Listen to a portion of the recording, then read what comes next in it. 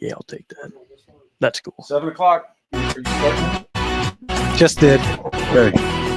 We are live. Can you get off to make sure our audio is up?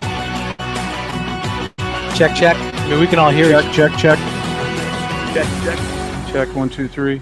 Says USB audio started playing codec. football when I was 4 Alberto years old, Mendoza. in the cup football Alberto league at Leo, Mendoza. my freshman year of Indiana. high school. I really Number started to one notice that team there in was the something country, different 13-0, about how I played 13-0. compared to what some other people Is were that all playing. good? So then I started to develop more. I started to see the results. How about you, Austin? Being able to go to Iowa was a big opportunity. Yeah, you sound good. Here with you. And I love really me an edge over my competitors. Working on my speed. That's the name of the game nowadays. Is who's the fastest guy on the field. Being able to apply different positions to allow me to be in the best position during the game. It's so important to not take those days off and just get into a place like PSM. When we get to that point, and it's good for college athletes to come in and train. Oh yeah, I can zoom in on Austin while we have it up. Okay.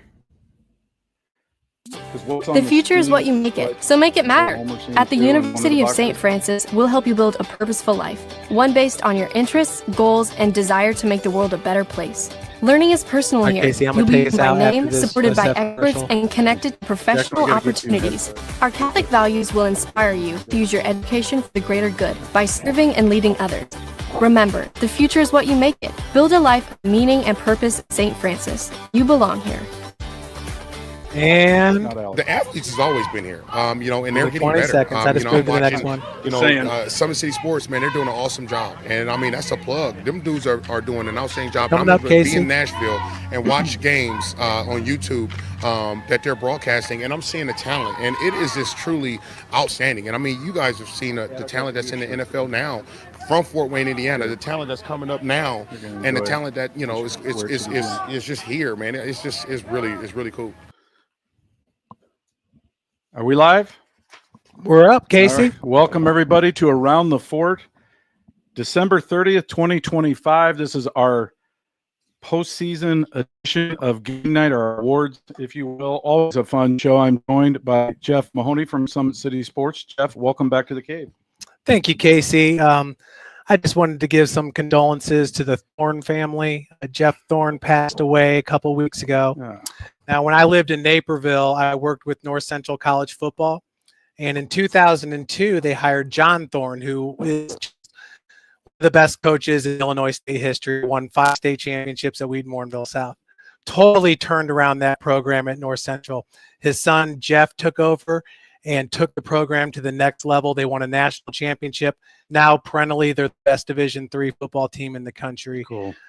So the tie with Around the Fort is when Jeff started at North Central College, about 2005, they hired Tim Lester away from St. Joe in Rensselaer before they closed their door. Well, so Tim was on the same staff at North Central College. He left and became the head coach at Elmhurst, went to Syracuse, Western Michigan.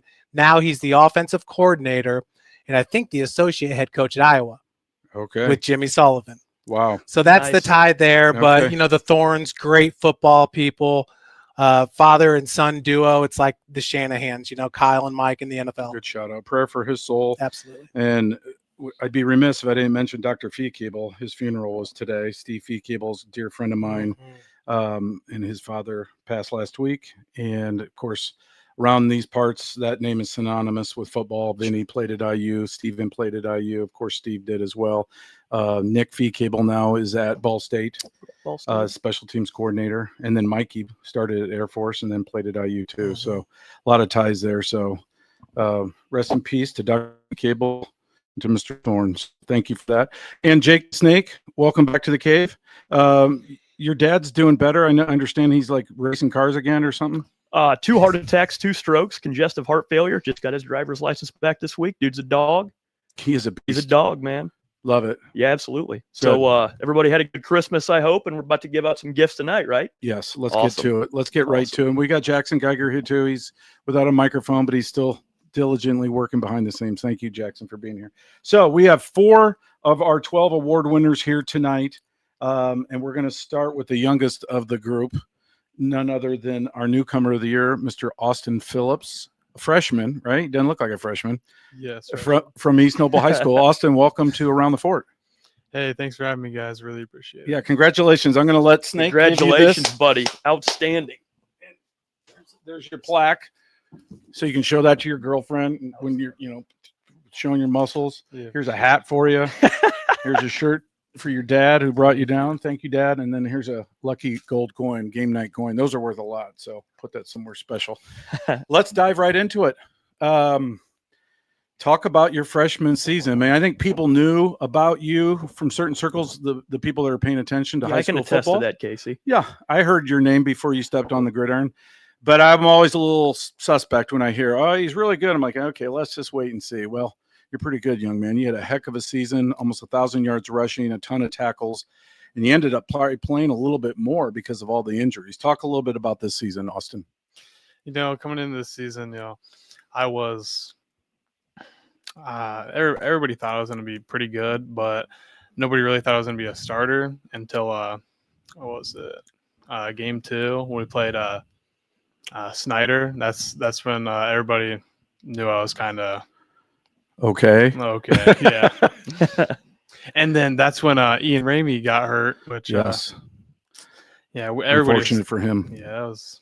He's just a junior, right? Yeah, he is a junior. Okay, well, he'll come back stronger than ever next year, Mhm. for sure. Jake, you got a question for Austin? Well, it's cool to see you face to face. Usually we're watching the backside of your helmet when you're running touchdowns. This kid, I think we stopped counting at 4 or 5 when they believe they won the conference championship your 7th grade year. Is that right? Yes. Yeah, they whooped us pretty good. We were doing cartwheels in the locker room because we held them to like 4 touchdowns instead of 6 like everybody else. But my question for you, what has it been like getting to play football with your brother? Because you guys are both just excellent on the football field, but to be able to share that with your brother, what's that been like this season? Oh, it's been amazing just having him there as a role model for me, to look up to him and to have him in practice, just to talk to. It's amazing. Haven't played with him since like preschool, so it's been amazing. That's Jeff. Yeah, Austin, what's your natural position, do you feel? Because, defensively, we saw you at the Wayne game starting there at linebacker. And then, obviously, when Ian went out in the Snyder game, you took over the reins at running back and did an outstanding job. Is there one position you lean to a little bit more right now early in your career? It'd have to be linebacker. I just like filling the hole in people. I like tackling. I like being the aggressor. Yeah, you see that on offense as well. You kind of use that aggressive nature in your running game. With their running style, do you take anything away from the great running backs that were ahead of you at East Noble? I mean, we think about Dylan Krell, who graduated last year and was a great runner. Dylan, absolute beast. I mean, the way I just like run the ball is kind of like him. Just put my head down and just try and truck everybody like he did. Nice. That's a good mentality. You're good at it, for sure. So we only got about a minute and a half left in this segment, Austin. I know the college recruiting thing's already picking up for you. You've got a very fine Notre Dame sweatshirt on. They're in the mix, I'm sure. Maybe tell us a little bit about that process and a couple other schools that are looking at you. Yeah, my recruiting, it's starting to pick up a little bit right now. I've talked to a lot of colleges, mostly in Big Ten right now. Ohio State, Purdue, IU. Thank you. Didn't forget. Yeah, I've had a lot of great conversations with all their linebacker coaches, all their coaching staff. Is it overwhelming because you're so young and you've got so many more years left of high school? Is it like you want to kind of pump the brakes a little bit, or do you want to make that decision maybe sooner than many? It's not that overwhelming, to be honest. I'm just kind of taking it all in right now, but it's not that overwhelming. Okay. Snake, you got one more for him? Yeah, last question. So what are your goals going into next season? Goals going into next season would have to be winning that sectional, that we didn't get to last year. I hurt. I wish I could have been there. And just winning conference for, I think it's like the 4th year in a row, I think. Yeah. I like that. Team goals. Mhm. Very nice. Yeah, that's awesome. That means your head's right where it needs to be. Well, thank you, Austin, for joining us, ladies and gentlemen. This is Austin Phillips, our newcomer of the year for 2025. Thank you, young man. Be careful going home. Congratulations, buddy. Yep. Yeah, great job, Austin. Hey, thanks for having me. Yes. All right, Jackson, we'll take Dad, and you want to go out. Where's the best way for him to exit, you think? With this microphone. There he goes. Yeah, just That's probably it. push it away just like that, Casey. Yep. He's very diligent. We won't make it too easy on him. Thank you, Jared. Thank you, guys. Great season. Jaden, you're up. Yep. Yeah, that was Congratulations again. Austin Phillips right there. I mean, what a season he had. Ended up getting banged up in the second quarter of the second round of the playoffs. He left the Southside game with 52 yards rushing, had a ton of tackles as well. Austin on the year with 99 tackles in 11 games played. So as a freshman, that's just outstanding. He also had 13 tackles for a loss. So definitely making his mark his freshman year. And our guest now made his mark his sophomore year at Carroll as a wide receiver. Silky has been Jaden Van Pelt throughout his career. And for me, you know, Jake, broadcasting a lot of games this year, nobody was faster, quicker than Jaden Van Pelt on the field. And that showed true in that Northrop game, Casey. Yeah, put him up there if you would for us, Jeff, so I can cheat off my notes. You've already won a ton of postseason honors and very deserved. The playmaker of the year is by default kind of turned into our runner-up player of the year. It was super, super close. You had an amazing career, amazing season. I know your offensive coordinator pretty well, Andy Papagiannis. He lobbied hard for you, and he has nothing but great things to say about you, Jaden Van Pelt, and your route running. Talk a little bit about your development as a receiver at Carroll and your route running.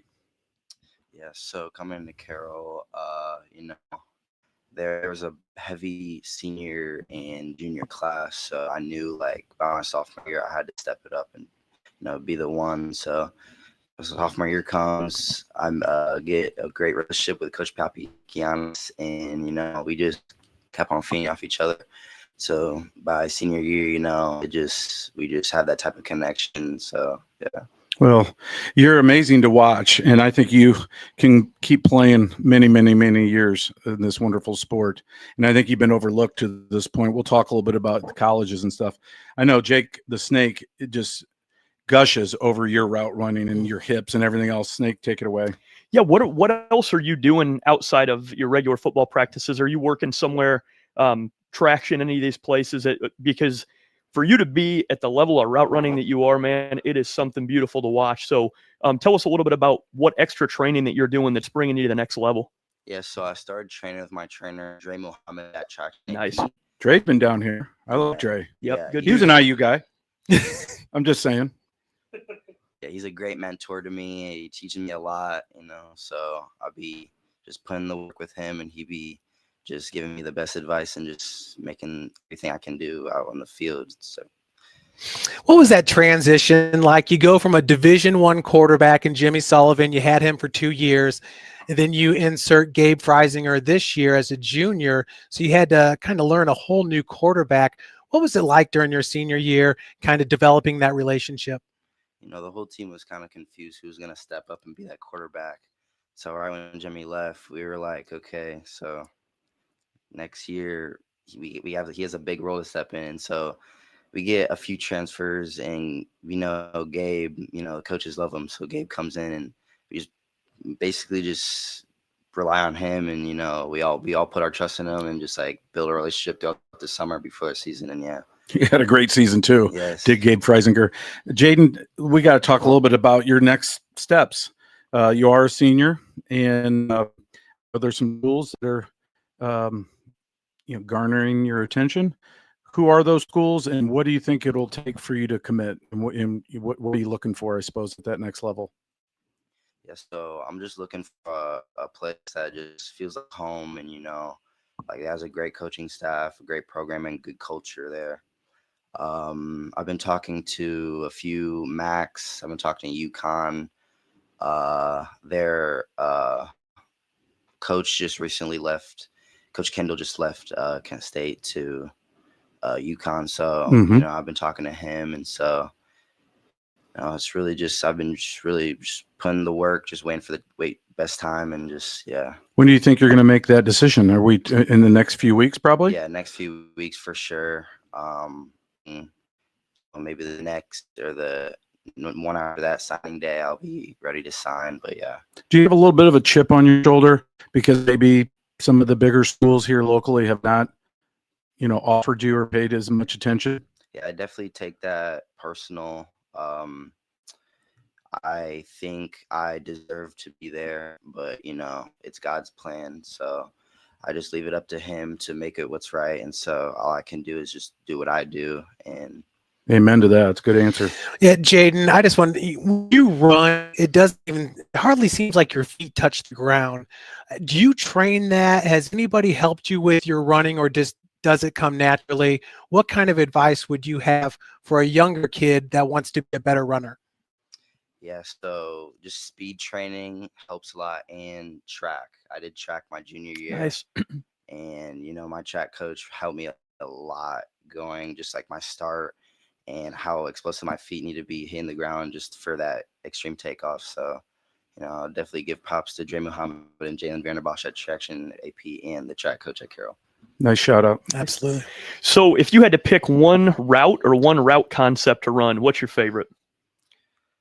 No, I like deep balls. And so I'd probably say either a go route or a post. Yes. Just leaning one way again to flip his hips and going straight under that. Love that. And you play a little defense and did pretty well this year too. I assume all these schools want you as a wide receiver. Yes, sir. Did they see you more in the slot or out wide, or what's the conversation like there? I think I can play anywhere on the field, but I think these college wants me at the slot position just because of my height and like the versatility I have in the slot, and I can make anything happen. Awesome. Well, thank you, Jaden, for joining us tonight on Around the Fort. Congratulations on this award, all the other awards, and a fantastic career, and we're pulling for you at the next level. Ladies and gentlemen, Jaden Van Pelt from Carroll High School. Congratulations, buddy. Yeah, great job, for coming Jaden. over, buddy. Be careful driving home. Jackson will walk you upstairs. And yep. Yeah, great job, Jaden. So that's Jaden Van Pelt, everybody. What a senior year he had. 1,400 receiving yards, averaging 20.4 yards per carry with touchdowns. Can you believe that, Jaden? Just such a smooth operator, my man. gosh. Just looks effortless out there. From day one, guys like Jaden, it looks like they're on ice skates when they're on the field. You know what I mean? Just kind of gliding 100%. back and forth, and he's fast. And, you put him in the slot, there's no way a linebacker is going to be able to cover him. I agree. Just like he's talking about getting guys to flip their hips. You get him lined up in the slot, a little wider, maybe left of the hash, run skinny post, some seam stuff. Man, he's going to be money. So now we got the big dog, Jaron Taylor, in the house. Been to a state championship game a year ago, just fell a little bit short, had a great senior season this year. Both he and his brother, Ale Taylor, just wrecking havoc on the Bishop Lures defensive line, which was, really one of the better defenses in the conference, throughout the state, really. So he is our Fabini. I'll let you announce it. Yeah, the Fabini Award recipient, which I was telling Jaron upstairs and his mother that through the 28 years of doing this, our lineman of the year in the last 20-some years, it's been the Fabini recipient, Bishop Dwinger's graduate, Jason Fabini. It usually goes to an offensive lineman. I mean, it's almost on automatic. Jaron was so dominant this year on the defensive line that he got enough votes to be our lineman of the year. Congratulations, Jaron. Thank you. Welcome to the cave. I'm glad we finally, poor guy was sending me DMs. I said, text me. I told him I'm an old boomer. He was sending me DMs because that's the only way I could communicate with him. And he was outside with his mom freezing. So I'm sorry for keeping you out there. Did you get a pizza? All right, buddy. Well, first and foremost, here's a shirt for you. Did you get your coin? Hey, Jaron, can we get a look at that shirt right there? Can we see what it says on the front? Yeah, it's just a game night one. It's the closest thing I have to Lures colors right now. Oh, that's nice. That looks comfy. Here's his coin. You need that. Everybody needs a gold coin nowadays. And then you'll get a kick out of this, guys. That Swami, I don't know what he was thinking, picking Knox to beat Lures. But at any rate, Miles McLaughlin, right? He was on the precipice of setting a national career rushing record and dethroning Derrick Henry. So these Derrick Henry socks are for you, young man. I want you to wear those with pride. You need to put that on X and let Derrick Henry that you know that you guys put Miles down on and didn't let Unbelievable. that record happen. Let's talk about that game. Wow. Because say what you want about their offense and everything else. That was a really cool story for Indiana football, but you guys were not going to let him break that record on Lewis Field, were you? Oh no, and I felt like going into that game, like personally, I felt like we can't just let it just stop over us, because that not only I feel like that's kind of just disrespectful to like Lewis, but like kind of like Fort Wayne as a total. Yeah, buddy. Love it. If he broke that record, Mhm. so it's kind of like defending Lewis and like all the schools surrounding Fort Wayne. Well, you guys did it. You did a great job. Towards the end of that game, Miles looked like he didn't want any more part of the Knights, and congratulations on a great season. Yeah, and take this bad boy with you too, buddy. It's pretty impressive. So my thing to you is that I like seeing with your numbers. You think about modern defensive tackles, ones that have been good in the NFL, and probably one that comes to mind quick is Aaron Donald. So the reason he was so esteemed for so long for the Rams was because he's not only a 1 or 2 gap run stuffer, he can also garner a pass rush, and you can do that really well. You got 11 sacks, 22 TFLs. What are you doing to add more tools to your toolbox for hand movements, arm movements, to just take your game to the next level? Because you're an outstanding ball player, and I think that's the only thing that you can do is to add some more to that toolbox, because you're absolutely a beast. Definitely that what's been added to like my pass rush this year. Like I've been going to a lot of camps in the summer. Nice. And I just eliminated the thought in my head, oh, don't bull rush no more. Yes. And once I eliminated that, like I proved a lot more better. Like my sacks went up, and like just going in camps of one-on-ones was a lot better and a lot smoother. And I've been practicing with my brother. I mean, not L, but I have another brother. He used to play receiver, DB, but I feel like what's best for me is going against somebody that's like faster hands, hands. Yep. Mm-hmm. So I can practice like getting hands off quicker and stuff like that. Heck yeah. That's Nice. awesome. Jeff. Well, and talk about that, because what you and Ale did throughout your careers, as far as numbers are concerned, let's just go to your senior year, a combined 49 tackles for a loss and 160 tackles. It's almost like you guys are using the same brain, on the same wavelength. What's it been like playing football with your brother and having so much success with him? Yeah, it's just been, I'm very grateful that I had the chance to play with my brother for all those years. And just, I live with him every day, go to school with him every day. So it's just amazing the fact that I get to do that. And not a lot of people get to do that. For sure. I tried to talk. I was pronouncing his name Isle, or I was butchering it. And at the photo shoot, he said, "No, it's Mr. Boyle, it's ale." And I said, "Oh, he said ginger ale." And I said, "Okay, you should dye your hair orange, and be ginger ale." And he goes, I'll consider that. I knew he wasn't going to do it. And then I tried to tease him halfway through the season, and he wasn't having any of it. But Ale's also on this poster, by the way, and had a heck of a career as well. Talk a little bit about your colleges, where you're at with that. You talked upstairs. You mentioned a lot of Ivy League interests, schools out east, and then you mentioned Butler. If you had to narrow down 2 or 3, who would you say is in the running? And then what are you looking for mostly in college? Well, 2 or 3, I don't know if I could really narrow it down to just 2 or 3 right now, but is it safe to say most of the Ivy League schools they're in that conversation? Yes. Anybody else besides Butler?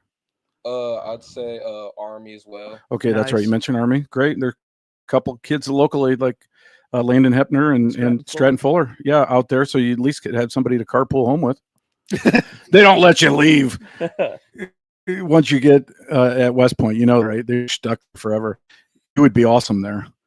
What's it going to take? What are you looking for most? What I'm mostly looking for is Yeah, I saw that one coming in slow-mo. Just hold that like that with 2 hands. Yep. And then, that's perfect. There you go. Sorry.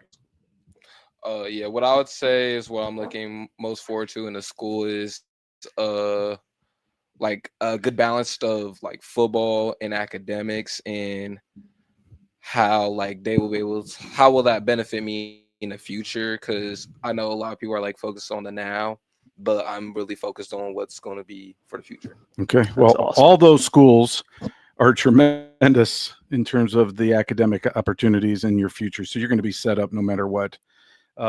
I think you were such a joy to watch, and watching you dominate at the point of attack was so much fun. I think you've got a lot more football left in you too. So thank you, Jaron, for showing up tonight. Congratulations on your award and a great season. Thank you. Yeah, great job, Jaron. Congratulations, buddy. Sorry for the mishap there. You had to work a little harder. You got a bad finger and everything. We'll blame the snake. Jackson will walk you upstairs. We'll take that. You want to have maybe Yeah, that's Jaron Taylor from Bishop Lewis High School. No doubt about it. The best defensive lineman in the city the last 2-3 years was Jaron Taylor and him and his brother Ale. And we're excited to see what they do in their future. Moving on to the next level. Both of them very studious. Got the Hillsdale College sweatshirt on. Up next is Hawk Hasselman. Probably not a better story this year outside of Miles McLaughlin, but in Northeast Indiana, what Angola did towards the end of the year was quite the run. They were kind of the giant slayers coming down the year. As we just get this. Are you getting any of these cuts in? Or are you able to get any of these? Or am I just... No, they're all there. Okay, good. I didn't know. We're just not zooming in on them. Okay. Yeah. Go ahead and start, and let's introduce Hawk real quick. And I got to find his stuff. And you heard it. Casey just said that's Hawk Hasselman. Everybody could do, geez, just about everything on the football field. As we'll pull them up here on the screen.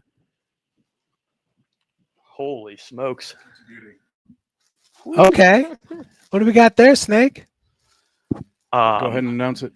That looks like the 2025 Game Night Player of the Year, fellas. Congratulations. Oh, there you go. His mom and dad call him Hawkins, especially when he's in trouble. But I call him Hawk, and I only know him by Hawk. He's been playing football at Angola since the Obama administration. I swear he's been there forever. And congratulations, Hawk. Yeah, what a career you've had. This is not a career award. It certainly could be because you've had quite a run up there. But this year alone, Jeff, you mentioned it, over 2,300 yards, all purpose, almost 1,900, over 1,900 yards receiving, rushing, 34 points as a kicker, only one field goal, but it was an important one against Garrett. We'll talk about that here in a moment. 95 solo tackles, 3 takeaways. Oh, and he averaged 22 yards on punt returns. I think he did popcorn too at halftime of most of his games. So a little too salty, but it's good. Yes. So let's congratulations. Thank you. Let's start with the award. What does this mean to you? Oh yeah, it's awesome. Coming into the year, I wasn't sure if I was going to be able to play. Battled an injury last year, so it's just all glory to God that I was able to play this year, and it means a lot to have this award. Awesome. That's awesome. Let's jump into that Garrett game. That was such a fantastic game, back and forth. I mean, if you guys had 9 lives, you probably spent 6 or 7 of them in that game alone. The field goal, you only had one field goal all year, and that was it. Yeah. Talk a little bit about the end of that game, how crazy it was, and then how you maintained your composure and not getting caught up in the moment. Yeah, so we were down, I think, 2 scores late in the fourth quarter, and we just kept playing. I mean, that's all we know how to do. We kind of turned into a comeback team later in the year, and so we just kept grinding, kept playing, and it paid off. I actually forced a fumble to start our comeback, and so we just kept doing. Our team didn't know how to quit, and it showed in that game. I think you threw a pass that game, a completed pass, you caught a touchdown, you ran for a touchdown, you had the field goal. Was there any point there at the end, especially with the field goal, where the nerves were getting to you, or no? Oh, a little bit. Maybe going onto the field because we called a timeout before the kick, but once it was lined up, you knew you had it. It was all good, yeah. Awesome. Jeff? Yeah, I mean, for the most part, you go throughout the regular season and you guys are right around a 500 team, a little bit under 500. But you guys got it together at the right time. Was that just a matter of all the players getting healthy? And you said yourself, you kind of started off the season a little banged up. What do you attribute the postseason success that you guys had this year? Yeah, all season we knew we were better than our record showed. We dropped some games in the middle of the year that we really shouldn't have dropped, and but yeah, we peaked at the right time. We all came together at the end, so it played out perfectly. Snake.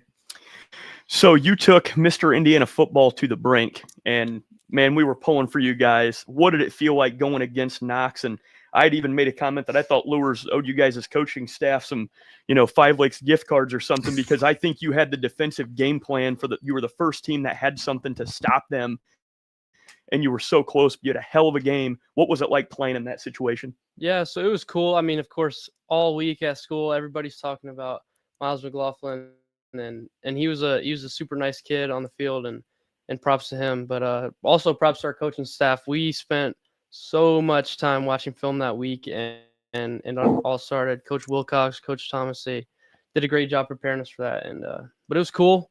Gave them a run for their money. Could have gone either way. But, yeah, it was a great run at the end of the year. You had some nice wins at the beginning of the year, including DeKalb, right? Mm-hmm. Who had a pretty good season. Oh, yeah. Let's talk a little bit about the future. Hillsdale's where you're headed, correct? Yes, sir. Up in Michigan. That's a great school. Tell us a little about what went into that decision. Yeah, so it was a little frustrating, to be honest, with the whole recruiting, and because it didn't feel like I was getting the recognition that I deserved, but it was pretty clear that this is what God had for me, especially late in the recruiting process between Marion and Hillsdale, and we weren't sure how the money was going to play out, but it was just it all came together right, and we know that this is the place I'm supposed to. Where do they want you to play? Have you decided? Are you going to be on defense? I'll be on offense. They kind of told me they're just going to give me the ball, and that's what I wanted to hear. Nice. So I love that. And probably be in charge of popcorn at halftime too. I imagine. Exactly. Yes, maybe slot receiver, maybe running back, Emergency kicker. Just give me Yes, sir. Quarterback, Yeah. free Whatever they safety, need. whatever they need. Great, Jeff. You got another question for Hawk? Just give me the dang ball, huh, Hawk? Yes, sir. Not much. I mean, when you guys were game planning for Knox defensively, I mean, Knox, basically they have an extra blocker on the field because McLaughlin's there at quarterback. What do you guys have to do defensively to slow him down?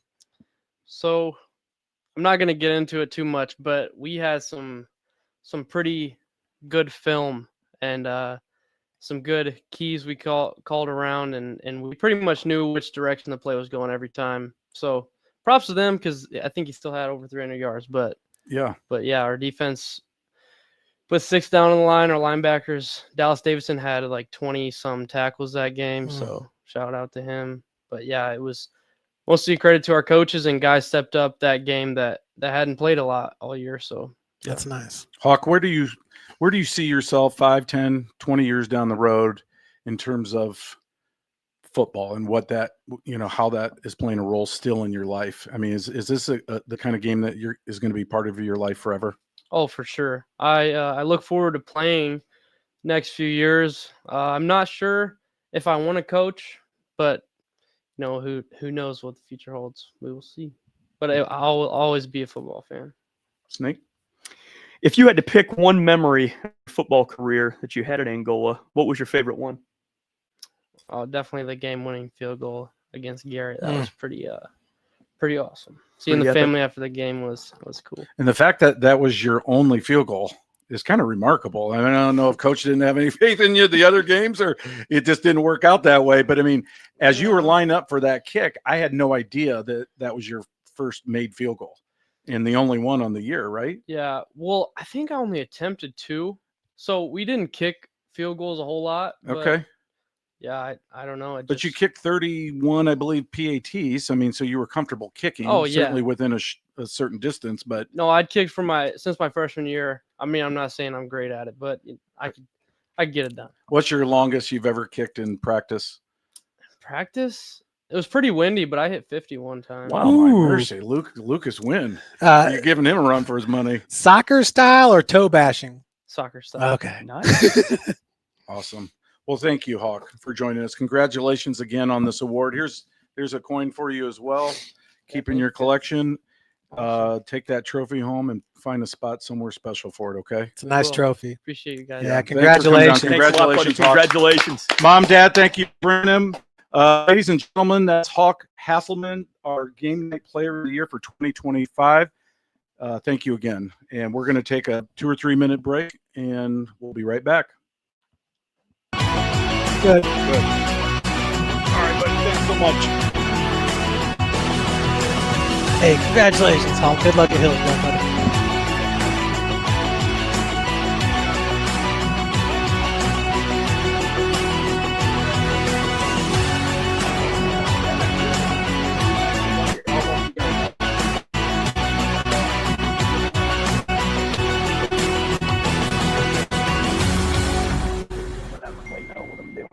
Started playing football when I was 4 years old in the Cub Football League at Leo. My freshman year of high school, I really started to notice that there was something different about how I played compared to what some other people were playing like. So then I started to develop more. I started to see the results, and then being able to go to Iowa was a big opportunity for me. Being able to train here at PSM has really given me an edge over my competitors, working on my speed. That's the name of the game nowadays, is who's the fastest guy on the field.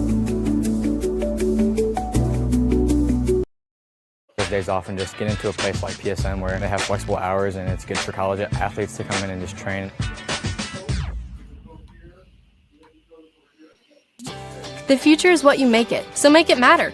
At the University of St. Francis, we'll help you build a purposeful life, one based on your interests, goals, and desire to make the world a better place. Man, Learning this is thing's a personal little here. wonky You'll be when known by name, we supported take by away that experts, and upgrade. connected to professional I'm trying to throw to a opportunities. commercial Our and Catholic values will inspire you to use your education Well, it for was the greater keeping this good one by up, serving yeah. and I leading don't know if it's others. a computer or- Remember, the future is what you make it. Build a life of meaning and purpose at St. Francis. You belong here.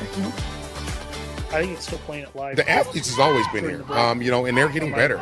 You know, I'm watching, you know, Summit City Sports, man, they're doing an awesome job. And I mean, that's a plug. Them dudes are doing an outstanding job. And I'm There able to is be over in here. Nashville and watch games on YouTube that they're broadcasting. And I'm Yeah, seeing pull the it up real talent, quick. and See it if you is can just see that truly commercial. outstanding. And I mean, you guys have seen the talent that's in the NFL now from Fort Wayne, Indiana, the talent that's coming up now, and the talent that, you know, is just here, man. It's really cool.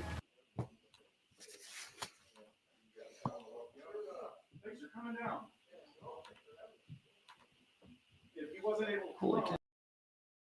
Tennessee right now, 17-7.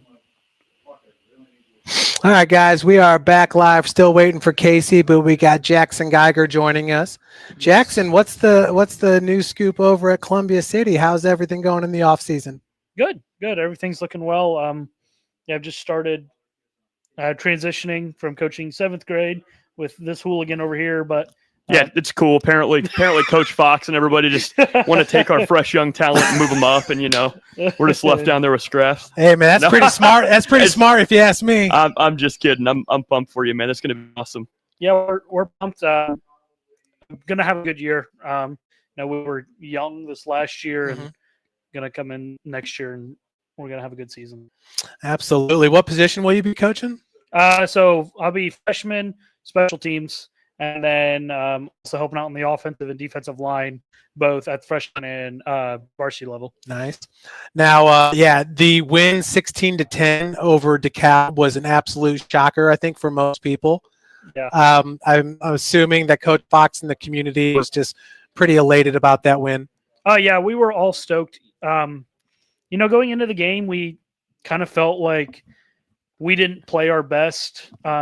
There in those couple games that we lost, you know, off with that LinkedIn game on the road where just too many mistakes, and then coming back home and playing DeKalb, and you know, kind of had a chip on our shoulder as they're late. They threw a touchdown pass with about a minute left, so kind of had a chip on our shoulder there going into that game. And game started off really well. Second play of the game, pick six, and so kind of boosted the confidence of the team for the rest of the game. And of course, I wasn't on the sideline then; I was in the stands, and of course, stands were full for the game, and everyone was stoked afterwards. And then went to play Dwayne there in the second round and fought well. Defensively, only allowed one offensive touchdown, but a couple of offensive mistakes led to, of course, the loss, but played really well. Yeah, not many teams were scoring on Dwanger. They only gave up 9.5 points per game this year, Snake. Crazy. And 29 of those came in the state championship game. But yeah, I mean, 21-0 is not a bad score considering how hot that team was heading into the postseason. Yeah, not for at all. And so you get to coach your younger brother now, one of my favorite kids I've ever Sure do. coached. That's pretty exciting. Sure do. I was pretty stoked about that. Well, I told him he was pretty excited to be a little bit different. It was kind of a similar situation when my first year down at 7th grade. He was at 8th grade. I didn't directly coach him, but was always there for games, being able to be on the sidelines, somewhat on the sidelines, and just kind of give him some pointers where I could. And now definitely going to be able to help, after practice, go home, watch a little bit more film with him, being able to go through some scouting reports with him, and just got to share that experience with him as he continues to work hard and hopefully see some more varsity time. Heck yeah. Tell you what, guys, a lot of good quarterbacks graduating this year. A lot of good quarterbacks in the NE8. Yes. Yeah. Looking at the NE8, who do you think the top returning quarterback might be? Man, I mean, Biddle is. Was he a senior? Yeah, he is a so senior. Biddle's gone. It's got to be the Janes kid from Huntington North. Yeah, only a sophomore. Only a sophomore. And I'll tell you what, Casey, we talked about a few times during the season, but they were this close to knocking off Northrop. Right. And if Janes doesn't get, he got hurt in that game after a hit from D. Hogue, which is understandable. Northrop may have lost that game if he stays healthy. Sorry it took so long. Oh, that's fine. There was a battle with the dogs and then a battle in the restroom. So let's. Did we do any of the bottom award winners? We have not. First of all, thank you guys. Those were great interviews. Oh, All four great. of those young men were fantastic, and what a lot of fun it was to have them come down and all worthy. And let's talk about some of these other guys. Let's just go right into it. Game Night's Gamer Award, David Callison, Northrop quarterback. What a career he had at Northrop, and really was instrumental in kind of pulling them up.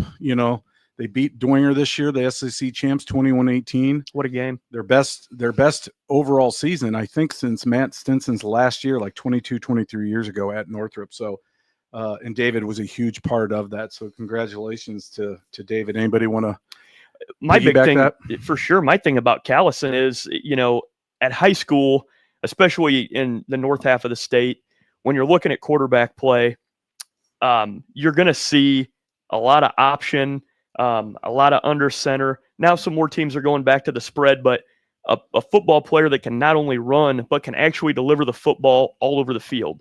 And with Callison, he can throw the in breakers, he can throw the out breakers. You can put route concepts in that way. Mm-hmm. So when you watch Northrop play, you felt like you were watching more like a college program because of how he could deliver the ball. Outstanding QB. Yeah, I think he really improved through his career, especially in season this year, with keeping his eyes downfield. For sure. When the pocket would collapse, instead of just bailing or chucking in it, he would keep his eyes downfield, step up in the pocket, sometimes run, sometimes deliver the ball. And I think he improved a ton in that area. So congratulations, David. You'll get your award here soon. Jeff, why don't we do the next one to the right there? Our Rising Star Award, Malik Moore. It's Jeff's guy right there. Yeah, Jeff, I'll let you talk about him. I love that picture. One of the, top juniors in the state for sure.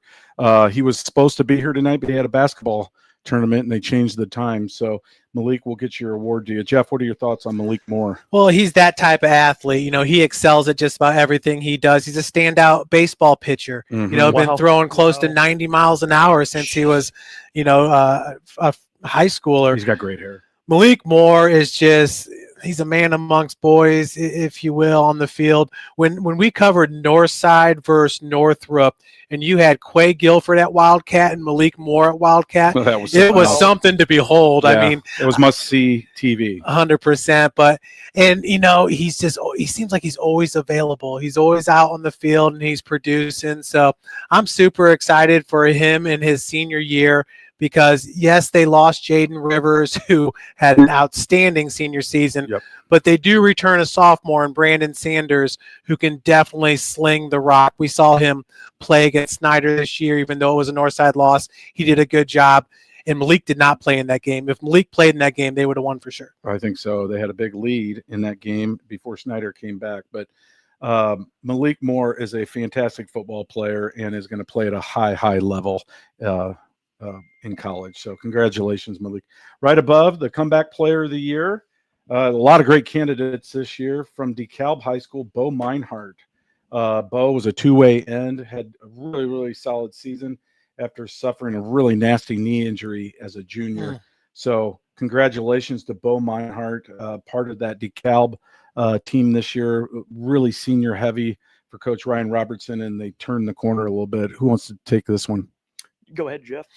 Well, I mean, once again, what they did this year, I mean, what Angola did at the end of the year was kind of like the story, but during the regular season, it was all about DeKalb. I agree. And how they showed up week in and week out and just got it done.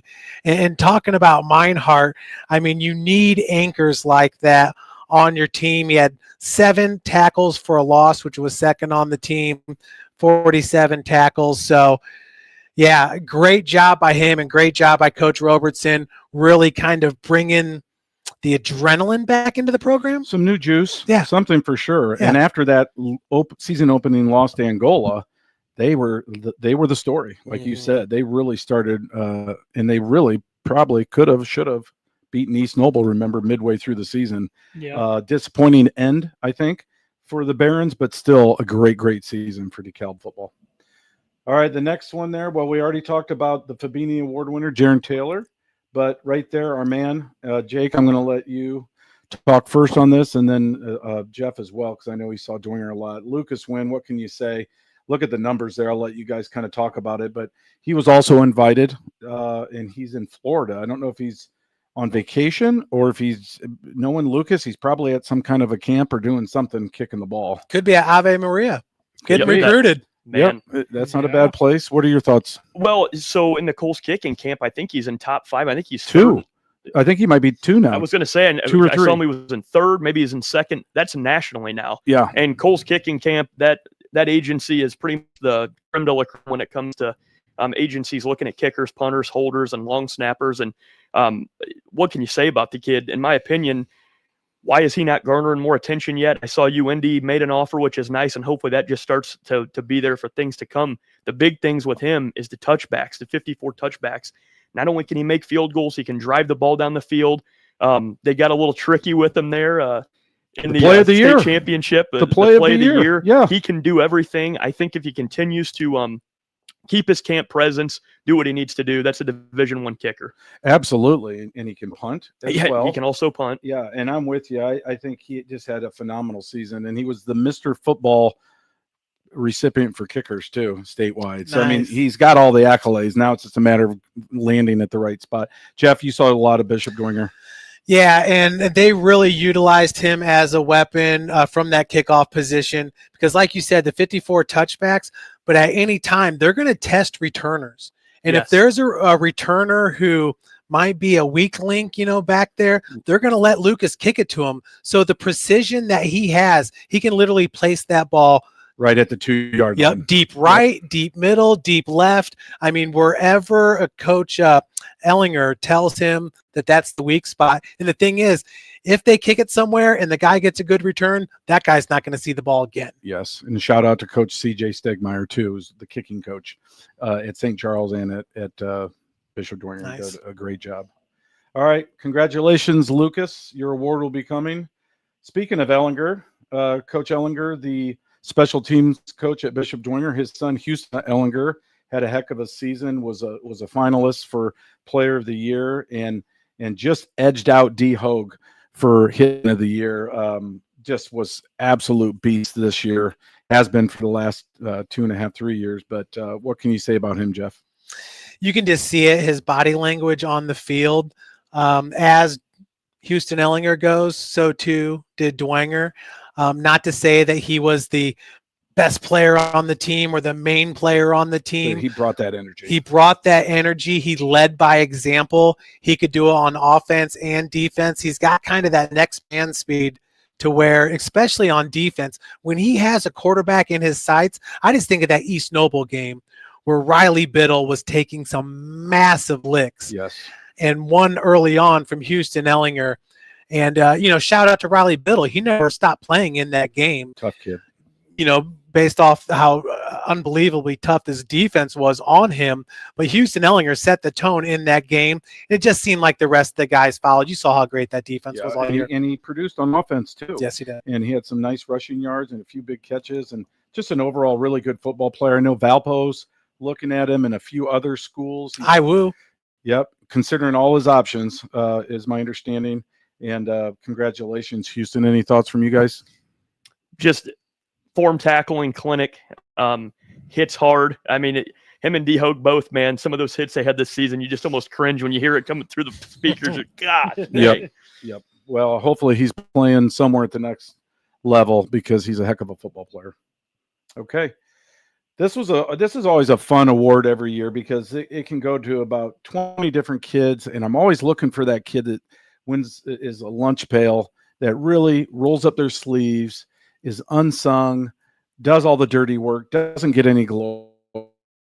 Settled on Wyatt Birch from Heritage, all ACC lineman. His coach Jeremy Holger said he's a workhorse, tireless worker. And congratulations to Wyatt. Just a really tough kid. If you could see the picture that they sent, he's got like a Chevy truck shirt on. Nice. And coach said this is just epitomizes Wyatt. I mean, he likes to get in underneath the hood and work on cars and stuff. And so lunch pail was perfect for him. Yeah, and it would have been easy for a guy like that to give up this year. You know, you lose some of your top players early on, but they just continued to fight. And, you know, it's going to be interesting to see this team next year because they're going to be a good one. Yeah, for sure. And they'll miss this guy. For sure. So for sure, because he was one of those kids that rolled his sleeves up and played hard every time. All right. All Guts Award. Nate Foster, another one of the guys that couldn't make it, but was invited over. He was a finalist also for Player of the Year and deservedly so. May have won it, truthfully, if he didn't get hurt. Probably. Yep. And he was just so dynamic on both sides of the ball. And he is going to Valparaiso next year. So maybe he and Houston might be teammates. Snake, what are your thoughts on Nate Foster from Leo? Yeah. Anything in a inside zone scheme, any type of gap scheme, like he can just run all those different types of combinations. He can catch out of the backfield. Really one of those guys that you watch that you kind of say, man, he's definitely a college running back at some level. And I do agree. I think if the injuries wouldn't have, injury bug wouldn't have caught him late in the season, you're probably talking about a game night player of the year, but had an outstanding season. Yeah, I'm excited to see him at the next level. Go ahead, Jeff. No, I was just going to say an outstanding career too. And you saw, with Brock Schott graduating, you saw him kind of take that ownership, with Isaiah Kuhlman in his senior year, had a huge interception in the second half against Bishop Luers that led your heart hurts that he got hurt towards the end of the season, but you can't take away what he did on the field throughout his career. Would he nearly average 10 yards a carry, Casey? Yeah, he was a beast. And, what was great is he worked hard to come back and he played at the end. He didn't just mail it in. So it's really easy when you're not 100% to just shut it down your senior year. Not Nate Foster. He finished the season. He played hurt late, and that says a lot about his character. Most def. All right, I'm not even going to talk about this one. I love this award, the X Factor. He has that it factor, if you will. I know both you guys love this kid. I'll let you start first, Jeff. Yeah, Jack Hassenbeck is an offensive lineman under 200 pounds and is just ferocious. And on defense, I swear he makes every other tackle on that field. When you look at the stats for Cherubusco, they're very impressive. You almost look like they're padded. We sometimes joke around with Dwanger and stuff like that. But you watch film, and he's always holy moly on the tackle. And you don't even have to open your eyes because the PA announcer, Jack Hassenbeck with the tackle, Jack Hassenbeck. So, no, he deserves that X Factor award because it really seems like he's a plug-and-play type of kid. You can put him at any position. For sure. And he was instrumental in their season. Yes. On both sides of the ball. Snake. Yeah, it's when you're playing for a small school, you're riding a wave where you build up a class. And this class for Busco was just an excellent group. Jack was a huge part of that group. It'll be interesting to see what they have coming to next season because they got 4 or 5 kids that are leaving. But man, yeah, Jack had a hell of a season. Yeah. On top of that, their junior class and sophomore class is very thin. Yes. You're talking like 1 or 2 players. They have a huge freshman class. So it's going to be a building process over there at Busco. Seems under Coach Sade, it's kind of been that ebb and flow where they have a really strong senior class and then a 2 or 3 year drought, if you will. So you got to be patient, Busco fans. And those sophomore and juniors were the 6th and 7th graders during COVID. And I always heard that COVID was the hardest on the middle school kids. I'm not sure why, but if anybody's going to get that program back, it's Coach Sade. That senior class went from 2-8 as sophomores to back-to-back conference champions. Yeah. And that win over, was it Eastside? Right? Yes. That gave them the conference. What a win that was. It really was. What a game. Yes. In a season chock full of great games.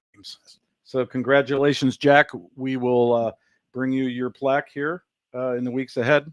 All right, let's go. Yeah, let's start with, we'll do alphabetically in opposite order. These are the remaining members of our all game night team. There's 92 guys that make our awards poster. And we will just start at the end of the alphabet and snake our way through it, pun intended. Speaking of, Jake the Snake has to depart here about 8:20. And Jackson's going to help me keep track of that so he's not late for his appointment. But in the meantime, let's rattle through some of these names, guys. Xavier Yates, West Noble. Love this kid. What a football player from a football family. Who wants to tackle it? Yeah, Yates family, man, that's one of them up in West Noble that they're very proud of. Says it right there, 4-year starter. And we've been calling his name for all 4 of those years. 91 tackles, 4 picks, embodies West Noble football. They're going to miss him. Yeah, for sure. I'd love to see him play at the next level. Sounds like not a ton of opportunities, but I'm sorry if I'm a local school, St. Francis, Marion, whomever, I'm knocking on his door and trying to sell our school because that kid should be playing at the next level. For sure. This next one, Mikhail Woodson, good lineage there. A nephew or a cousin, I believe, of Rod Woodson, right? I know that he's related to Rod. I thought it was Jalen Smith too. Oh my goodness! Well, let's just go. Let's just take the top 2 players in Fort Wayne. Decent bloodline. How is he not in the NFL right now? Mikhail Woodson, defensive back for Bishop Lures. What a career he had! Congratulations, Mikhail. It got to the point the last couple of years no one would throw his direction because he was so disruptive and he would pick it off if you made a mistake. He had a really good career. I'm excited to see where he lands at the next level. I know he's got some opportunities as well. Jeff, what are your thoughts on Mikhail Woodson? Very versatile in the back end, in that defensive backfield, but he was their best DB this year for Bishop Lures, a team that once again making it down to state. And he's just had a fantastic career. I mean, you know how loaded that defensive backfield has been the last 3 years. Oh, yeah. And he's been right there with them, kind of guiding the way. Yep. And they had a couple kids that transferred out and he stayed and really, really, like you said, kept that back end solid. Yeah. Coverage wise, though, he's better than the guys that left. Well, he's fantastic in that regard. And I know he's got some options too. I know there's some MAC schools that have paid interest too. So I'm really excited to see where he's going. I don't think he's announced yet. Has he, guys? I have not seen. Yeah. If you have Mikhail, shoot me a text or a DM and we'll get that out there. All right. Maddox Weil. It's pronounced Weil. I'm pretty sure. Yeah. Yep. Mm-hmm. From Northrop High School, sophomore. I mean, how do you put up numbers like that when you have Quay Guilford, out wide as well, the Ohio State commitment? That shows you how good this kid is. His college prospects are only growing. He's already got, I think, 4 or 5 Big Ten schools that have offered. The sky is the limit for Maddox Weil. Who wants to take this?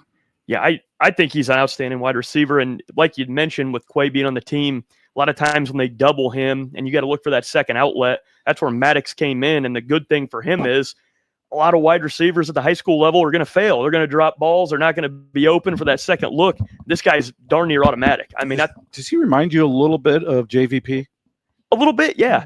It's just at the high school level, if you can find soft spots in the zone, you can get open on the in and out breakers. Maddox is the real deal, man. Yeah, I think Maddox might be a little thicker. Out there, he really can carry himself well in that defensive backfield. And yeah, 100%, man. He is on it with his routes. Another protege of Dre Muhammad. Yep.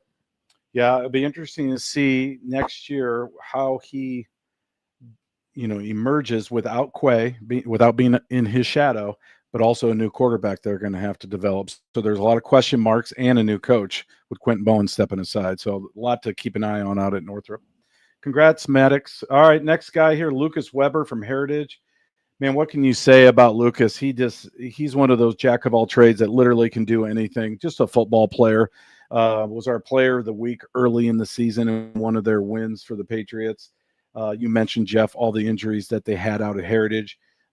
Lucas Weber, I mean, he even played some quarterback this year. He did whatever they needed him to do. And I think his little brother got some snaps there too as well. So excited to see if he plays at the next level, but what a football player he was. Look at the numbers right there. Who wants to comment on Lucas a little bit more? Well, I was just going to say, look at the traps right there. I mean, does he look like a football player or what? Looks like a wrestler. Yeah. No, just outstanding career. I mean, last year was the year that they were obviously loaded with Eli Tagulis and all the weapons that they had. And they came into this year and it was looking good. Just, injuries happen, but Lucas had a great season. Yeah, for sure. Congratulations, Lucas. Next one over, Jake Warsler from Eastside. What a beast Jake was. Really enjoyed him at the photo shoot. I think he made all conference as a wide receiver, but to me, he's more of a tight end type. He's very physical. He's really, really good on defense.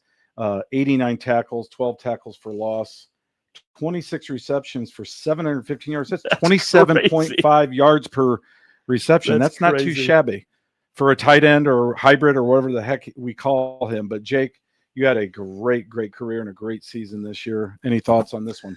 Embodies Eastside football. Just a ticked off football player, making plays. Yes. Yeah, he plays with an edge. He plays angry out on that field. And, whatever the all-conference said, I mean, that kid is a defensive player, trust me. 27.5 yards per reception.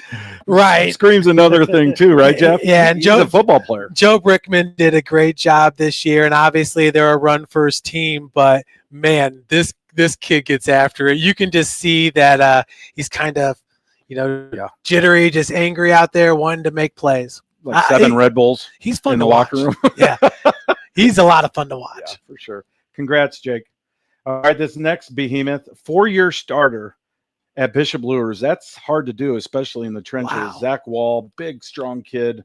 Hope he's playing at the next level. I'm sure he is somewhere. I'm just not sure where, but what a beast he was at center this year, and just really was just somebody that Coach Kyle Lindsey could count on up front as they were breaking out so many young guys in the backfield. Yeah, and with Zach, Coach said that he graded out almost every single game as their top offensive lineman, when they put the game film on and they look to see how everybody did.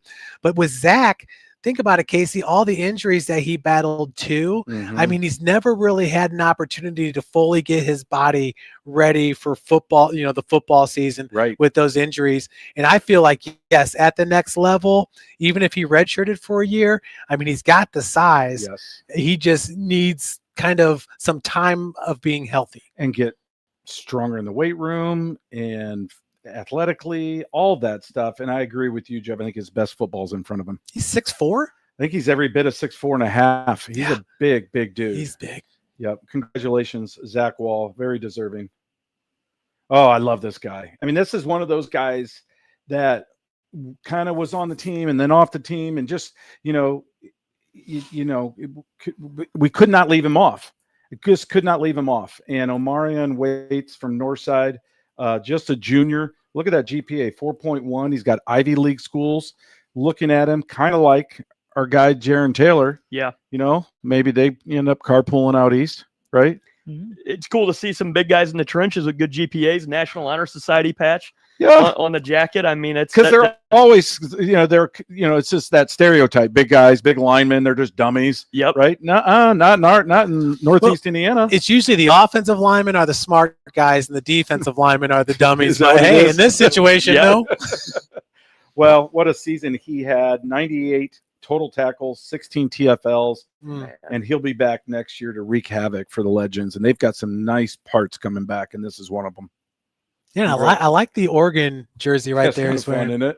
Looks good. Yep. All right, this next guy, I'm going to let you talk a little bit about Andrew Trine from Bishop Dwenger. He was real close in the Fabini Award, Lineman of the Year, right behind Jaron Taylor on all our voting. and what a career he's had at Bishop Dorn. Last year he had a little bit of that heart ailment or something going on where he missed some games, and it was kind of scary. No problems this year, and he was without question the best lineman on that really, really stout offensive line. Jeff, I'll let you start, and then Jake, you can cap it. He's so athletic to go with his big, strong nature. So when he pulls from the left guard position to lead block for whoever's running the ball, forget about it. Yeah. Anybody that gets in his way just gets swallowed up. His hands on you, you're done. And just the girth of his body and the pads and all that stuff. So outstanding offensive lineman. I mean, just dominated. I did not see a better offensive lineman this year. He was awesome. And he's heading to Eastern Michigan. Snake, your thoughts on Andrew? Yeah, he flies off the tape when you watch him, just like Jeff alluded to with the pull. And I think feet and hands, your biggest friends on the offensive line, part of the football game. And just watching him, how quick he's able to get to the point of attack, really working on his steps, his hand placement. He's always out front, giving his back a chance to go to the next level. He was a lot of fun to watch. Yeah, excited to see him in college and how he develops, because he's going to be a good one. Okay, this next guy, Sawyer Tippmann, coach's son, basically a 2.5, 3-year starter over at Snyder. Now, granted, Snyder 3-7, very un-Snyder-like this year, a rough year. Only 3 guys made our postseason team, but there were only 2 first-teamers for the all-SAC team. Sawyer was one of them, and he's very good student, and definitely is a tough, feisty kid. He's a little bit undersized, but he's very tough. Your thoughts on Sawyer Tippmann? Well, just go back 2 years ago when Snyder won the state championship. He was a plug-and-play type offensive lineman. Mm-hmm. If an offensive lineman got hurt at guard, put in Sawyer. If he got hurt at center, put in Sawyer. Yep. He really helped mask some offensive line injuries. Unfortunately, the injury bug hit him early on this year, and that, with him and some of those other guys that didn't get to start the season with the Panthers, you knew that the Panthers weren't going to play their best ball until week 7, 8, 9. And then they end up beating Northside, which was considered an upset, and almost beat Northrop. Yes. It took a last-second field goal. Yeah, they were playing their best ball at the end of the year, but definitely some injuries, I think, played a part, and they were very, very young. Any thoughts from you guys on Sawyer? Yeah, I mean, playing for Snyder, no matter what size you are, they're gonna coach him up feisty. So congratulations to him. Yep, for sure. I don't think he's playing in college. I could be wrong. Probably going to study and be a doctor or something. Yep. I think you're right. All right, this next fella, another coach's son. I was going to say coach's son. Alex Thomas from Angola, who's the father. Andy Thomas just announced that he was stepping down during the offseason. Coach, thank you for all your support through the years with Game Night, and we wish you well in your retirement. But your son had a heck of a season and deserves to be on this team. 38 receptions, 462 yards, not bad for a tight end. And then also on defense, 84 total tackles, 18 QB hurries, and I love 4 forced fumbles. I think that's always a very telling stat. Very, very deserving. Probably made this team as a linebacker, but certainly his contributions on both sides of the ball were huge. Any thoughts on Alex Thomas, guys? Well, 4A, 3A, 2A, 1A football, you're going to need guys that can play both ways. And he was able to do that with a lot of success, and a big part of their run they had this year. I watched him play in the game against Knox. I watched that game, and he kind of flew off the tape at you on the defensive side of the ball. Of course, they loaded the box, and he and Dallas Davidson. Yeah, almost all the time you'd see him coming downhill and not always making the play. But what impressed me is he would eat up a big block. They'd have a big lineman coming through, and he would take the lineman out to allow somebody else to make the tackle. Okay. Doing a job. Well, congratulations, Alex. Great career. Ginger Ale Taylor. I still hope he colors his hair orange. Maybe he'll do it in college. Wouldn't that be fantastic? I mean, Summit City Sports colors is orange. Maybe, he could be Ginger Ale. But all kidding aside, what a football player Ale is on both sides of the ball. He could have been our lineman of the year, truthfully. He was dominant.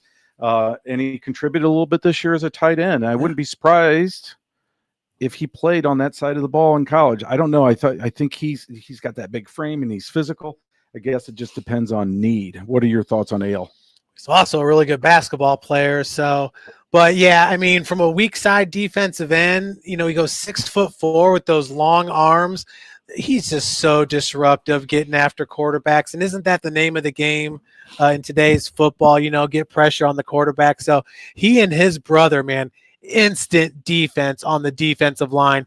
He's definitely a true, weak side defensive end, kind of a 2-point stance guy. He's quick, for a defensive lineman, but it's his length that really sets him apart. Completely different build than his brother Jaron, who we saw Mhm. tonight. But they're both equally disruptive at the point of attack. And Lure's going to miss those two guys next year. I know that for sure. Thoughts on Ale, Snake? Yeah, I mean, the one thing, just like his brother, man, they get quarterback pressures, and it comes from just like what they were talking about with working with quick hand placement, hand battle, mixing up things in your toolbox. He has a toolbox of his own, very different players, but heck of a season, 10 quarterback sacks. Yeah, 27 tackles for loss. Not too shabby. Congratulations, Ale. Ale, I sent a long sleeve T-shirt home with your brother and your mom, so make sure you get it. It's not going to fit Jaron. I was going to say that. All right. And this next cat, what a season he had. This a junior, one of the top juniors in the area for that prolific passing attack down in Bern, West Somerset from South Adams. I think his college opportunities are going to really open up here in the months ahead.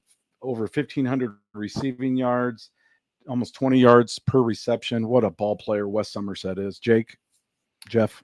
Yeah. I mean, the thing is, man, he can do it all. Really high point the ball well, knows how to get open.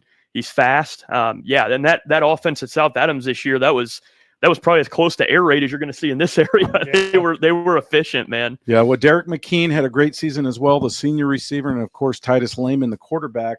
West, though, I just thought was just head and shoulders above almost everybody in that conference as far as catching the ball. And he's got really good size, Jeff. Yeah, and you saw it coming on last year, early in the season, and then really excelled towards the end. Mm-hmm. And he took that ball into his senior year and just went nuts with it. Yeah, for sure. I'm excited to see where he lands in the future.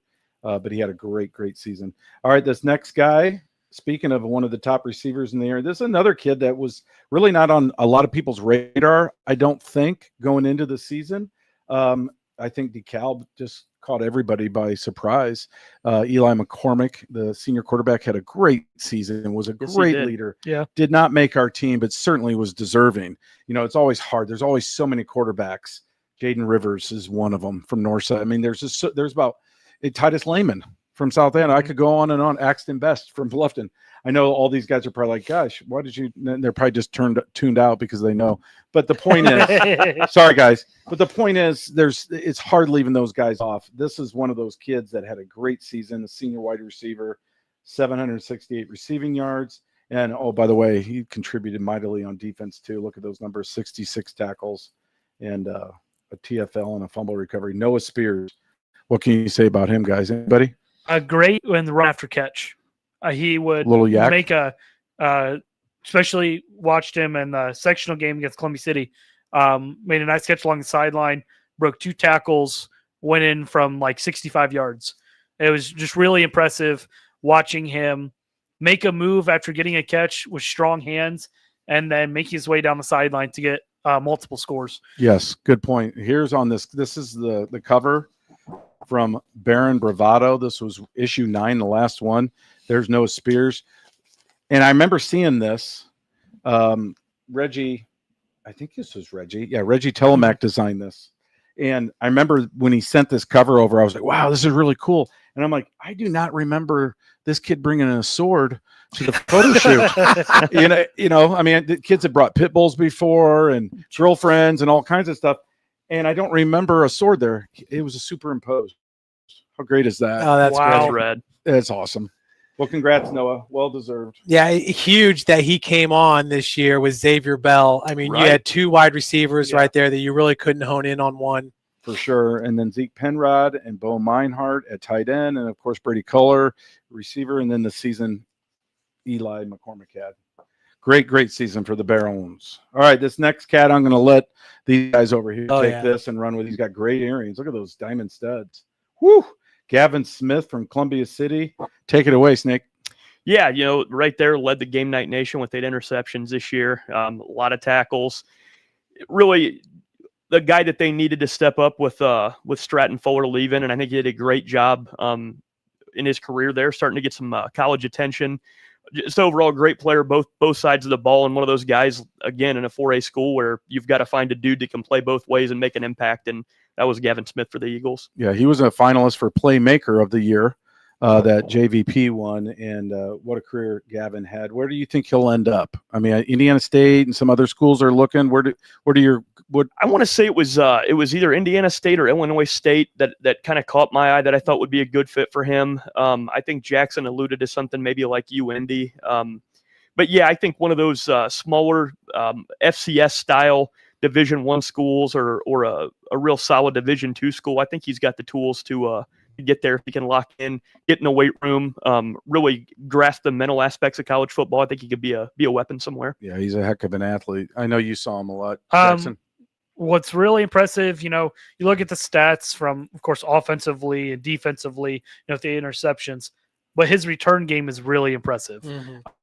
Especially kickoff returns.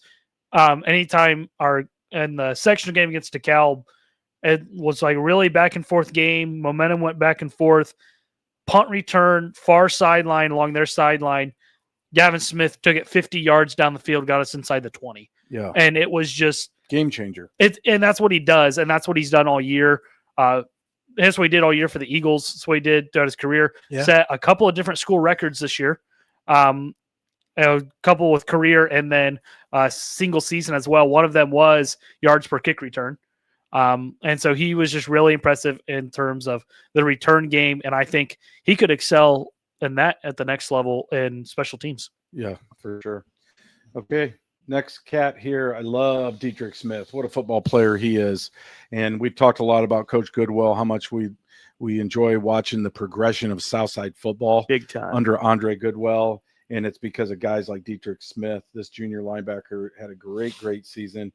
Earned all SAC, deservedly so, and he's definitely going to be one of the top backers in the Game Night Nation next year, Jeff. Yeah, 100%. I mean, Coach has been saying it for the last 2 years. He's the best player on the Southside's team. 152 tackles is pretty outstanding. And not to mention the fact that the biggest tell is Southside was pretty much competitive in every single game that they played this year. So they were no walkover. But, Dietrich Smith, you look at Eli Newhouser. I mean, you got some really good Jakari Cole, Snyder, and there's a lot of the Baumgartner kid, linebacker. Some good linebackers coming back. Plus, you got the linebacker Sauter from Leo. This Brett could be Sauter. a really good senior class next year of linebackers. Yeah, for sure. Do you want to put a bow on that one, Snake? Yeah, just what Coach Goodwill's doing over there. It's just you get kids like Dietrich that are buying in. The sky's the limit for Southside football. He's just another great player and that stepping stone to what they're going to become. Yeah, for sure. Okay, one player here from New Haven, and his name is DJ Simpson. He looked more like OJ Simpson running the football, mind you. He was a beast this year, and many times watching my New Haven film this year, there was nothing there at the point of attack. And he would turn a 2-yard loss into a 4-yard gain routinely. He runs so hard, and I think he just had such a gritty season for a New Haven team that really needed somebody like that to show these younger guys what it's going to take. Jeff, your thoughts? You're exactly right there. I mean, you're like breaking 3 tackles before you get to the line of scrimmage. And that was almost on a week in, week out basis. He had his way with some of the lower teams in the NE8, but DJ Simpson is a competitor, and he's big and he's strong and he's got good speed for his size. And yeah, for, a year that New Haven would probably wish to have back, he was definitely a shining mark. Snake? Yeah, big time. It's the best thing you can say for him.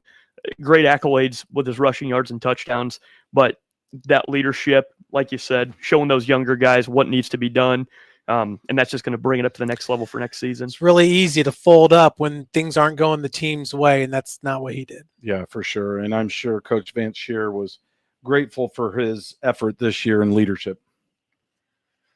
All right, this next guy, let's just go. Eli Newhouser. Speaking of stud linebackers, I know he had a real interesting visit down at I just got the high sign here. I think it's Snake has to depart. Can we take a 2-minute break? Yep, we sure can. And I'm going to use the restroom. Snake's going to get out of here, and then we'll just finish up the show. Ladies and gentlemen, we'll be back in 2 minutes.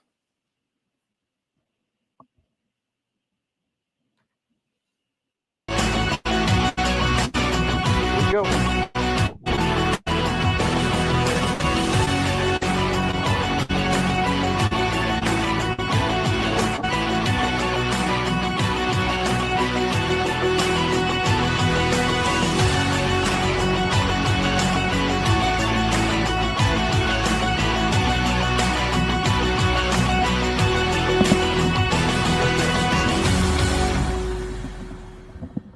I started playing football when I was 4 years old in the Cub Football League at Leo. My freshman year of high school, I really started to notice that there was something different about how I played compared to what some other people were playing like. So then I started to develop more. I started to see the results, and then being able to go to Iowa was a big opportunity for me. Being able to train here at TSM has really given me an edge over my competitors. Working on my speed, that's the name of the game nowadays, is who's the fastest guy on the field. Being able to put my body in different positions to allow me to be in the best position during the game is so important to not take those days off and just get into a place like TSM where they have flexible hours and it's good for college athletes to come in and just train. The future is what you make it, so make it matter. At the University of St. Francis, we'll help you build a purposeful life, one based on your interests, goals, and desire to make the world a better place. Learning is personal here. You'll be known by name, supported by experts, and connected to professional opportunities. Our Catholic values will inspire you to use your education for the greater good by serving and leading others. Remember, the future is what you make it. Build a life of meaning and purpose at St. Francis. You belong here. Athletes has always been here, and getting better. I'm watching, Summit City Sports, man, they're doing an awesome job. And I mean, that's a plug. Them dudes are doing an outstanding job. And I'm able to be in Nashville and watch games on YouTube that they're broadcasting, and I'm seeing the talent. And it is just truly outstanding. And I mean, you guys have seen the talent that's in the NFL now from Fort Wayne, Indiana, the talent that's coming up now, and the talent that, is just here, man. It's really cool. I just want to sit by you. Okay. You're okay with dogs, aren't you? I love dogs. All right, Kelly. I got 2 of them. Archie. Come on, Archie, come on. Come on, buddy. There we go. Lie down. All right, buddy. Lie down. No, stay here. Come here. And welcome back, everybody, as we get our video back up. Swami is back in the cave. Archie, come. And we are ready to move forward with our list. All right. Thank you, Jake the Snake. We got Get home safe. We have 1 line down, 4 lines to go. Okay. Well, let's whip through them. We were at Eli Newhouser. Gosh, easy for me to say. Had a real intriguing visit. I was saying down at Kentucky. Definitely, I think a Division I linebacker. Don't you think, Jeff? 100%. I mean, he has been looking that way ever since his freshman year, and he played as a freshman, but he is in total command. I can't help but think of like a Brian Urlacher type when I see Eli Newhouser out there. And give me a second, Casey. What you guys go ahead. I'm going to try to. Well, I contacted Joe Rudolph, the defensive coordinator, and said, who is your top hitter? He said, Eli, no question. And I think that makes a lot of sense. I mean, he will get pad level and hit you. And I think he's, underrated as an athlete. He can guard out in space, and I think the sky's the limit for Eli Newhouser as he keeps developing his craft at linebacker. Yeah, they can use him offensively as a wing back or an extra tight end. If you have him and Asher Wagner back there, that is pretty intense stuff. Yeah, some good pieces to build around for sure. All right, this next cat, I'm going to let you, since you've been up in Busco a lot this past year, Jeff, talk a little bit about Weston Ott and what a career he's had and what a football player he was for the Eagles. Yeah, and just a neat senior class. Obviously, Weston Ott is really like a 4-sport athlete. Was a standout baseball player until he tore like an ACL or something, and his knees were so bad he couldn't catch anymore. He was a catcher. He's going to Notre Dame. That is accurate, right? Yes, he's going to Notre Dame. Impressive. Because after his baseball career was over, he took up track and field. And you know how Coach Sade is about track and field. I mean, those guys are dual sport, 3-sport athletes. Weston was a 3-sport athlete, played basketball as well, is not playing basketball this year. Obviously, he's getting ready to go to Notre Dame to throw the shot. And, folks, I mean, he is one of the best shot putters in the country. Wow. Oh, yeah. Last year, cool. finished second place at state in both the discus and the shot. So he's really special, and just anything he puts his mind to is just going to work hard and get it done, because he's a farmer when he's not playing football and going to school. And I love the fact that he played football his senior year too. Mm-hmm. To your point earlier, instead of just being like, now he's not playing basketball, but you can't do it all.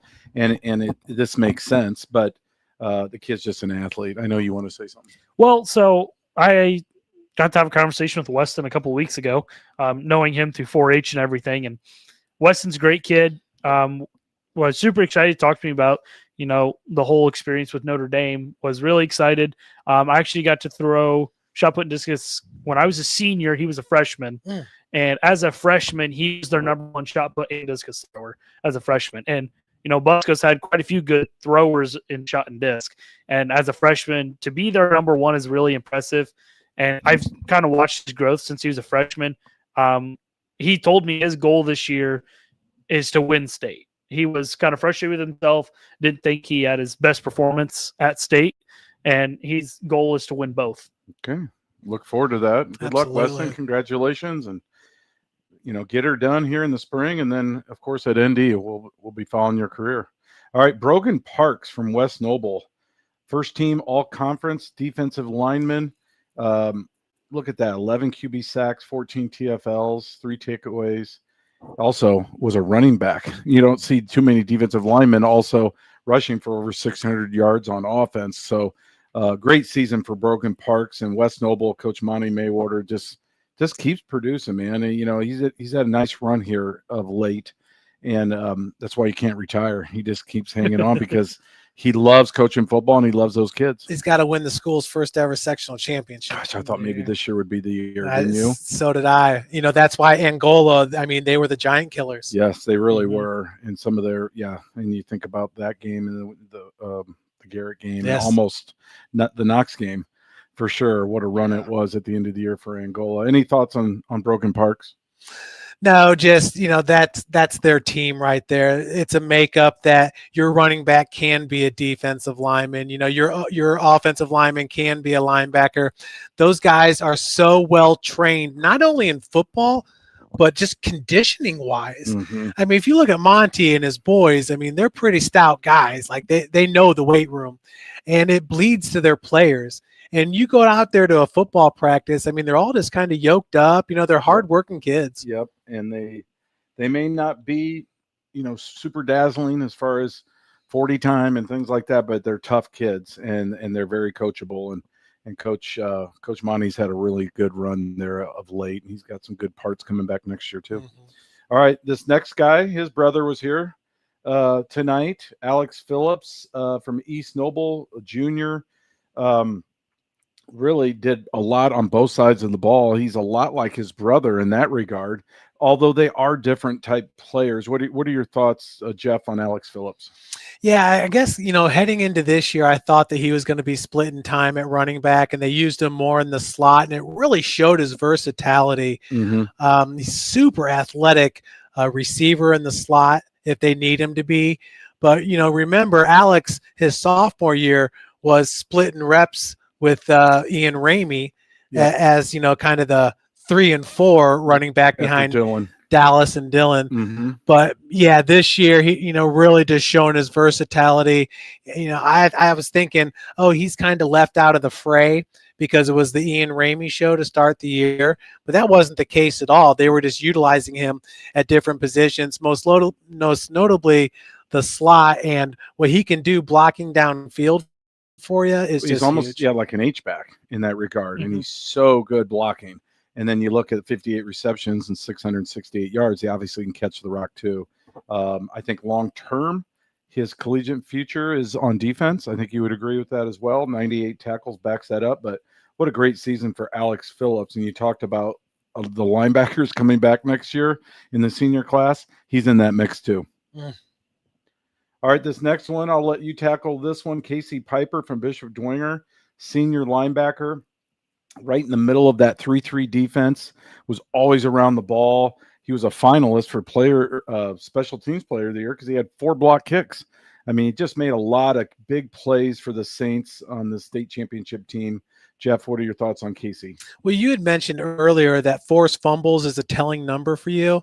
Blocked field goals, blocked punts is a telling number for me, for sure. For sure. And that's Casey Piper. And it just seemed like, you know, if there's a big scrum and there's a big play that happened, who made that play? It's Casey Piper. He's right in the middle of it. Yeah, so he's just a solid linebacker for him. First team all conference this year, I believe. I believe so, yeah. Yeah, and, you know, like I said, those block kicks, it's something special. He had one against Northrop also. So just another great cog of that great defense. Yeah, a lot of great players on that side of the ball, and we'll talk about a few more of them here in a minute. Congratulations, Casey. All right, next guy here, another really tough football player. At our photo shoot, Sam Pittman stood out. I mean, the kid is chiseled. He looks like a football player, really strong kid. He was their team's defensive player of the year, 11 TFL, 6 sacks, played a little offense as well as a tight end, and being courted by Marion and Indy Wesleyan. So he's got some opportunities in front of him too, but he does look like a college football player. Well, when you have Marion and Indiana Wesleyan coming after you, you have the top football programs in NAIA wanting you. From the central part of the state. Yes. Yeah, coming up to Northeast Indiana at Butler. So obviously he's on people's radar and really, really good football player. I know Coach Alex Brandewy is going to miss Sam Pittman and a few of those other seniors. He definitely stood out there on the field with how big he is. Yep. All right, here this was one of those surprise. Trey Privet from Norwell did not make our photo shoot, so I didn't know him per se, but he was on the ballot because he was a first-team all-conference punter in the NE8, but he also was good enough to make second team as a defensive back, and that really piqued my interest as I put out ballots and I did some follow-up with some coaches. He had 6 interceptions. That's nothing to sneeze at. I mean, that's pretty darn impressive. And so he earned enough votes to get a spot on this team. He was the only player from Norwell. So congratulations to Trey Privet. Absolutely. You know, Norwell came to Bishop Luers, ended their season there in the playoffs, but man, it was a good game. Those guys fought hard. They got a lot of good pieces in place. They just need to keep grinding with Coach Gerber. Yeah, Coach Gerber, again, is another one of those programs. It seems like there's a little bit of an ebb and flow sometimes where there's certain classes maybe aren't as deep as some others, and they're in a little bit of a lull right now after the nice run they made a few years ago. So Norwell football will be back for sure. All right, this next cat, Wade Rains. Not necessarily a slam dunk to make this team either, but a really, really good football player. He was, you know, that secondary was decimated after, you know, Brandon Logan and the like graduated.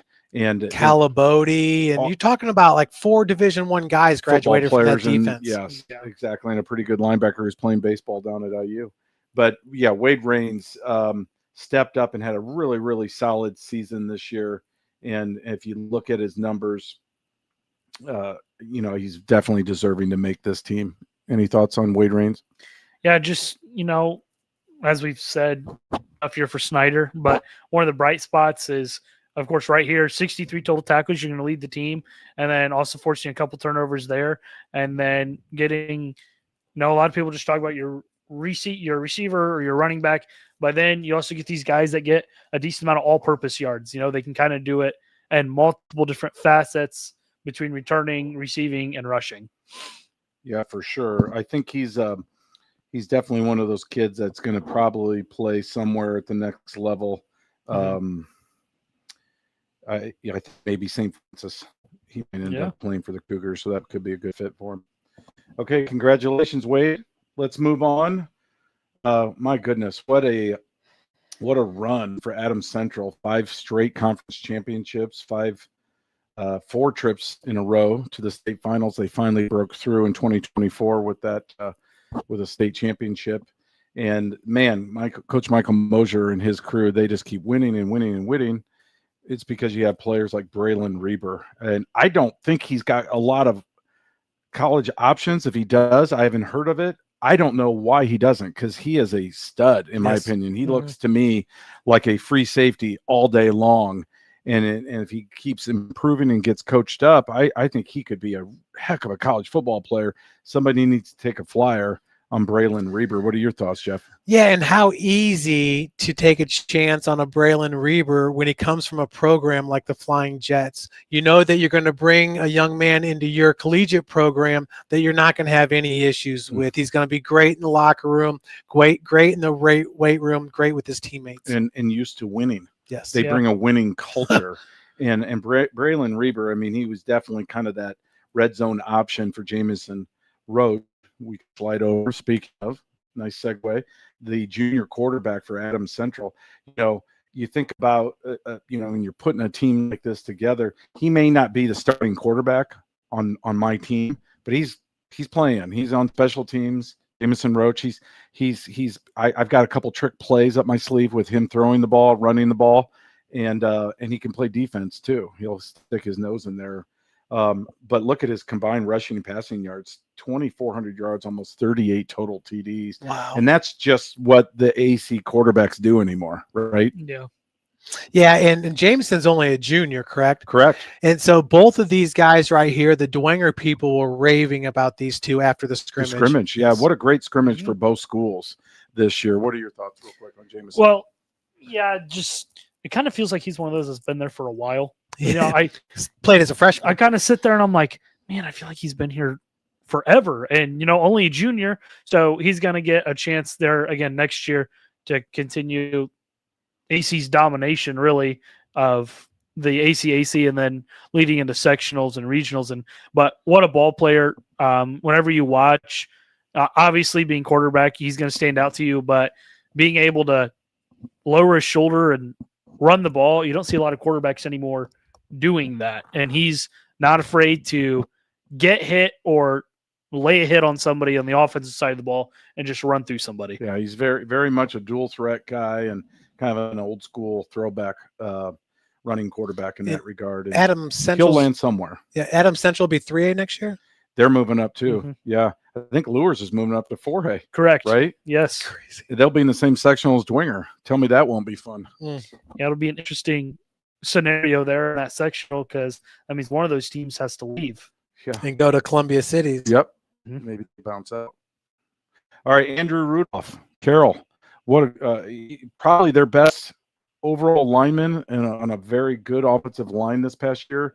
Made our postseason team last year. I don't know what his future is at the next level, but again, I think some small schools like a St. Francis, trying Marion, Defiance, whomever, should be taking a flyer on Mr. Rudolph because he's got a nice big frame and he's technically sound. Senior offensive tackle. Did some nice things for the last couple of years as a starter on some pretty good teams. Yeah, and I don't know what was going on at Carroll early on in the season. You remember there was one point in like week 5 where Carroll and Homestead were averaging under 4 yards a carry rushing, and then Carroll just flipped the switch all of a sudden. And next thing you knew, they were a great rushing team. And with multiple backs. Yeah. They had 3 or 4 guys that would be contributing, so you couldn't key on any one, and I think that's a credit to Coach Andy Papagiannis, offensive coordinator.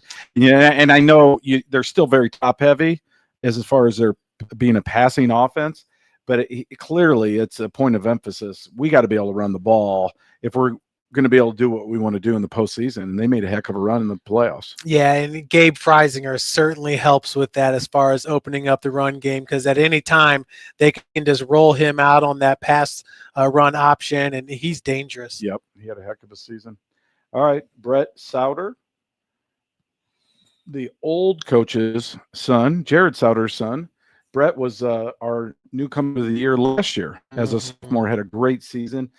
Battled some injuries this year, so his numbers were a little quieter, I think, than many expected. But you already said it, Jeff, as far as those linebackers coming back next year. This may be the year of the linebacker in Northeast Indiana, and Brett will be right in that mix. Yeah, instinctually, he's one of the best that you'll find. As a linebacker, you just read your keys. If the offensive lineman comes out at you, you will go attack them. They pop up. It's a pass, get into pass drop, whatever. Find your coverage, man. Sauter is technically sound, as good as I think we've seen in Fort Wayne. Unfortunately, he didn't really get to have that full season because the way it started for him in that Lures game was really impressive. And what was most impressive is he probably put on 20 pounds between his sophomore and junior year. And I think he'll probably put on another 20 between this year and next year. Yeah. That would have him real big, but yeah, I mean, or 10 or 15. I mean, you just know he's that kind of kid. He's going to work hard in the weight room. I could see him as a 215-pound middle linebacker. And I know that may seem crazy, but in high school, that's big. Yeah. Well, because his build, he's very lanky and very athletic. And so sky's the limit for Brett, for sure. Congratulations, Brett. All right. Harrison Shealy or Shaley. It depends on who you talk to. I've always been partial to Shealy, but this junior receiver, man, look at those numbers, 981 yards. A really good Robin to JVP's Batman. And, you think about Jimmy Sullivan moving on and some of the great receivers they've had through the years. Well, you just plug guys in over there. And Carroll football's really pushing all the right buttons. Coach Andy Papagiannis, probably year after year, is just licking his chops, seeing the guys that are coming up through the ranks, knowing that they're going to produce. And Harrison Shealy had a great season. I'm excited to see what he does next year and see if the recruiting stock rises, because I think he's a surprisingly really good receiver that was in the shadow of Jaden Van Pelt. That's exactly what that is. Just too many great wide receivers. Well, you graduate 3 wide receivers, and Shealy's coming back as number 1. Mason Boffman is also another one that's gone. Yep. So I'm thinking Harrison Shealy could be the top wide receiver in Northeast Indiana next year when it's all said and done. As far as production, you may be onto something. Because you are 100%. This kid routes, great hands, got good speed, uber tough. He's got all the tools, and he's already proved it. 981 yards as a junior. Pretty good, especially when you've got like JP out there getting all his targets. So excited for Harrison. Congratulations, Harrison. All right, I'll let you talk about this guy. You're in that conference. Alex Scott from East Noble. He kind of burst onto the scene as a sophomore, but really backed it up this year as a junior. And I think the sky's the limit for Alex Scott. He's going to be another one of those top 2-way players next year and have a lot of really good college options. Why don't you start, Jackson? Yeah, there's nothing else to say except he's a great 2-way player, as you said. I mean, he's going to be one of the best, if not the best receiver returning in the NE8. Obviously going to depend on what's going to happen with the quarterback situation up at East Noble. But pretty much you throw him the ball, he's going to come down with it. Really strong hands, good routes, fast. And then on the defensive side of the ball, he's going to, if that ball's in the air, he's going to be within 5 yards of it. Even if it's on the other side of the field, or we're watching a couple games, he would fly across the field and make a tackle or a pass breakup all the way on the other side of the field, and it was just incredible. Well, I'm going to ask you then, Jeff. Where do you see him at the next level, the offense or defense? Offense, and because it's what Jackson said, his strong hands, his ability to have body control on the sideline to high point balls to come inbounds instead of out of bounds. He's special. Of all the players that really burst on the scene this year, Alex Scott at the beginning of the year was as good as they got. And I remember correctly, he started picking up MAC offers early on in the season.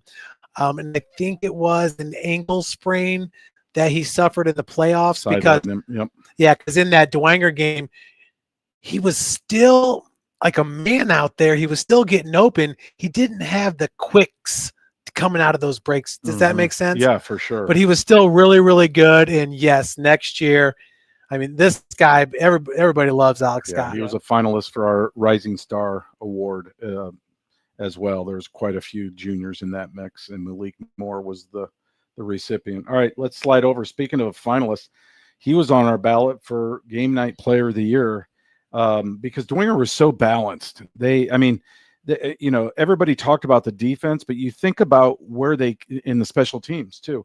Think about the offense, how they came on at the end of the year and really did some nice things. I mean, you got to give a lot of credit to Coach Jason Russell, the offensive coordinator, for being patient with that offense and I think coaching those kids up to the point by the end of the year, remember 0 points against Roncalli in the season opener. And then you look at what they did in the state finals against the same team. 36 points. I think it was 36-29 or something like that. Yeah. I mean, and it just the evolution of that offense is pretty remarkable and made them so balanced. Well, this kid here was impactful in all three phases: offense, defense, special teams, catching that miraculous pass from Lucas Wynn on the call of the year. Yeah. Will go down in Bishop Dwenger lore as maybe one of the greatest plays, if not the greatest play in Bishop Dwenger history. It's one of the greatest in Indiana high school football history. It was remarkable. And they were able to pull it off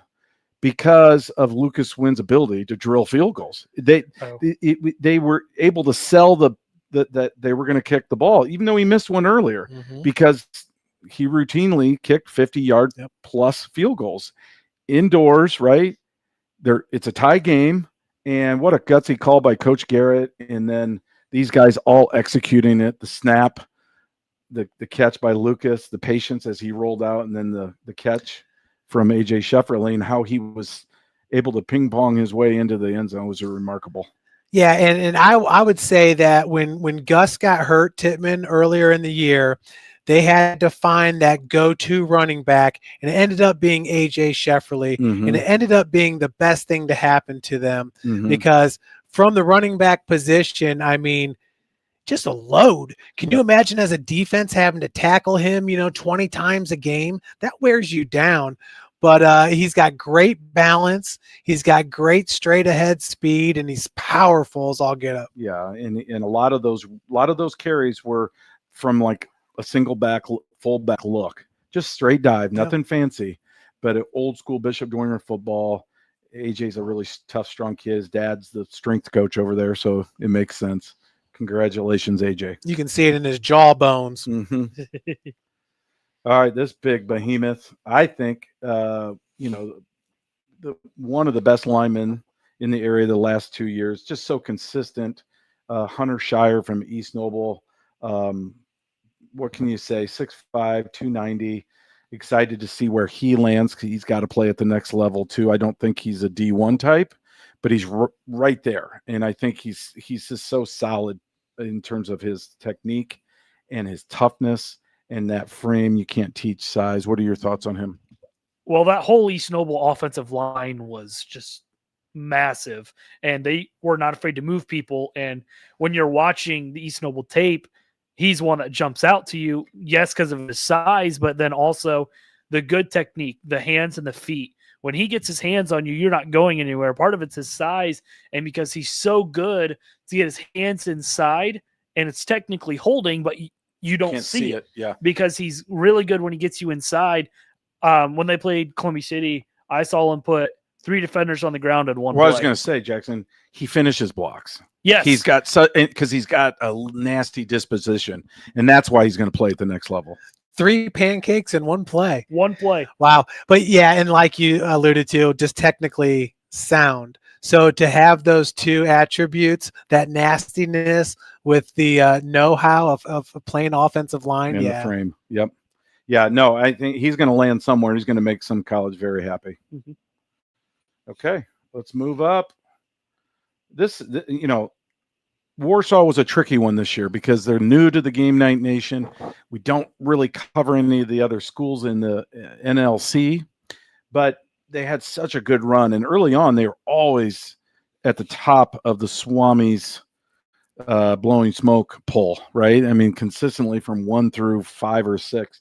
And then they suffered a few losses later in the year, kind of came back down to earth, but they got out of the gate so strong. And Grady Nelson, I love the fact that this kid is a tight end, played some offensive line. Look at his numbers on defense.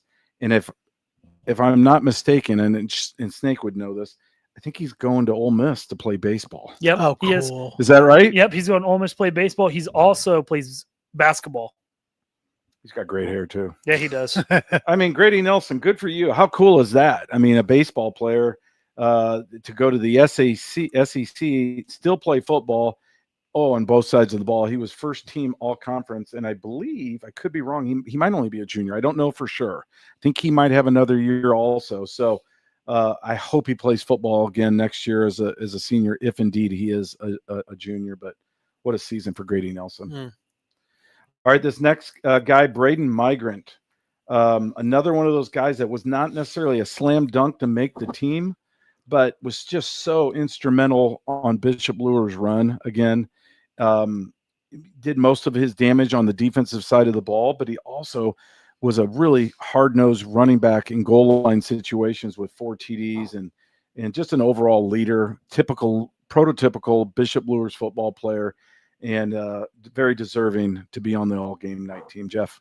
Yeah, he really is your prototypical middle linebacker there at Bishop Luers. I don't want to call him undersized because he's a big, strong, solid guy, probably like 5'10" out there on the football field, but instinctual. He brought the energy. Him and Jaron Taylor, their celebrations after the big play, you could just tell that they kind of set the tone for that defense right there. Braden Migrant's got a high energy. He's a high energy guy and does well in the weight room, and it showed out there on the field. 14 tackles for a loss from a middle linebacker position. Especially with that D-line. Right, with that D-line, because he's got that closing speed. Yeah, we talked already about the Taylor boys racking up all the TFLs. I know. There weren't many left to have. Yeah. So to get those numbers, Jeff, that's pretty telling. Definitely. All right, speaking of Bishop Luers, Jonas Muya. I love this kid. Again, at the photo shoot, what a fun cover we had this year with him flexing the pipes. Just a few weeks back, he committed to West Virginia. Very happy for Jonas and his family. Excited to see, because this football thing is really new to him. Yes. He's a basketball guy. First year. But he looks like he should be starting left tackle at Alabama. I mean, he just does. Yeah. I mean, the kid is an absolute freak of nature. Get him in a college environment where it's year-round, the weights, the development, all of it. And let's see where he goes, because there were times this year you would watch him and you'd look, he looks like a first-year player, where he's just a little bit of fish out of water. And then there were other times you're like, oh my gosh, the light's coming on. And so I think the sky's the limit for Jonas, and I wish him well. I want to see him just keep developing, see what he does for the Mountaineers, following Landon Livingston here from our backyard. Pretty exciting stuff. But you nailed it towards the beginning of this season. Couple false starts, couple not lining up right, things like that you wouldn't necessarily get from a senior, but a first-year player, someone playing their first part, absolutely sure. You would. Towards the end of the year, I mean, just automatic. He picked it up so fast and can't argue with that size. Yeah, pretty exciting. And again, you can't help but pull for him. So we'll be following you, Jonas. Keep working hard, buddy. All right, Vance Miller from Adams Central. Again, you talk about prototypical running backs, fullbacks, power backs in the area, especially at a program like AC. Vance fits the bill. I mean, he is cut from that mold, no doubt about it. Had a great season this year with over 1,000 yards, 6.6 yards per carry. And again, every year, I don't know how they do it. They pull them out of the cornfield down there, but there's a kid that maybe didn't do a whole lot as a junior, and then they come in as a senior and they end up rushing for over 1,000 yards. And let's just keep it real. When you got it going on, you got your program winning and producing, and kids are going to find you. Yes. And kids are finding Adams Central, and I don't blame them. Yeah, no. Vance Miller, tough football player, and again, very deserving to make our team. Congrats, Vance. Hello. Chris Moon. Oh, man, what a game he had. Remember that 300-yard performance against Wayne where he just broke out, and then he's just an electric football player. Again, we've talked about Coach Goodwill. He's coaching these guys up. Chris Moon's a great example of that, Jeff. Dynamic. I mean, watching Southside, throughout the years, you go assign people games like, oh man, I got Southside. It's like, dude, it's going to be a good game. Don't worry about it. This year, I mean, every week, you didn't know what you were going to get. If it's Javon Irby, one-handed grabs. Talk about Dietrich Smith, Chris Moon. I mean, returning kicks for touchdowns, a fumbled snap picked up, crazy play for a touchdown. That's what these guys do. And they were, like you mentioned earlier, competitive in most of their games. Oh, yeah. I mean, this was a team that was a few plays away from being 500 or better. Yeah, even the Carrolls and Snyder didn't kind of walk over them like they had in years past. Right. So, yeah, I mean, listen, it's hard for the Fort Wayne Community Schools to put out 5 competitive teams. It just is. Yep. And Coach Goodwill's doing a great job. An outstanding job. Okay, Hayden Meyer, South Adams. The South Adams offense, again, very finesse, very much throw first, run second, although they did have some good rushing yards this year. But they've got to have reliable trench monsters. Hayden Meyer was that guy, just really, really solid at left tackle, and played a little defense as well. He's going to Franklin College. Nice. The Grizzlies. That's a really good D3 program there, just south of Indy. Love seeing any of these guys continue their playing career for sure. Any thoughts on Hayden Meyer from you? Man, just behemoth, massive. And, down that South Adams team, I got to watch them play in a scrimmage against Columbia City. And you watched him walk on the field and you're like, all right, he's gonna do some damage, and he did. When he got his hands on another lineman, they were going to move, whether they wanted to or not. They were going to move. Yeah. Congratulations, Hayden. Here's another one. The Jimmy Linker. I mean, what a football player. If you just saw that kid at Taco Bell, you wouldn't think much about it, right? I mean, he's not real imposing. He's not a big kid. He looks like he could be an altar boy, but he's a football player. Jimmy Linker had a tremendous career, but a really, really strong season, especially with some of those young guys down there with Huntington North, young quarterback, young running back. And I don't know what his future is, but I hope he lands somewhere. I'd love to see him play college football because look at the numbers. The kid can play. Yeah, and if I remember correctly, it was Jimmy Linker the year before who caught the touchdown that won them the sectional. Yes. I mean, you look at the resurgence of Huntington North. Number one, you absolutely got to love it. You got to root for any team that's down and they pull themselves up. Yeah, absolutely.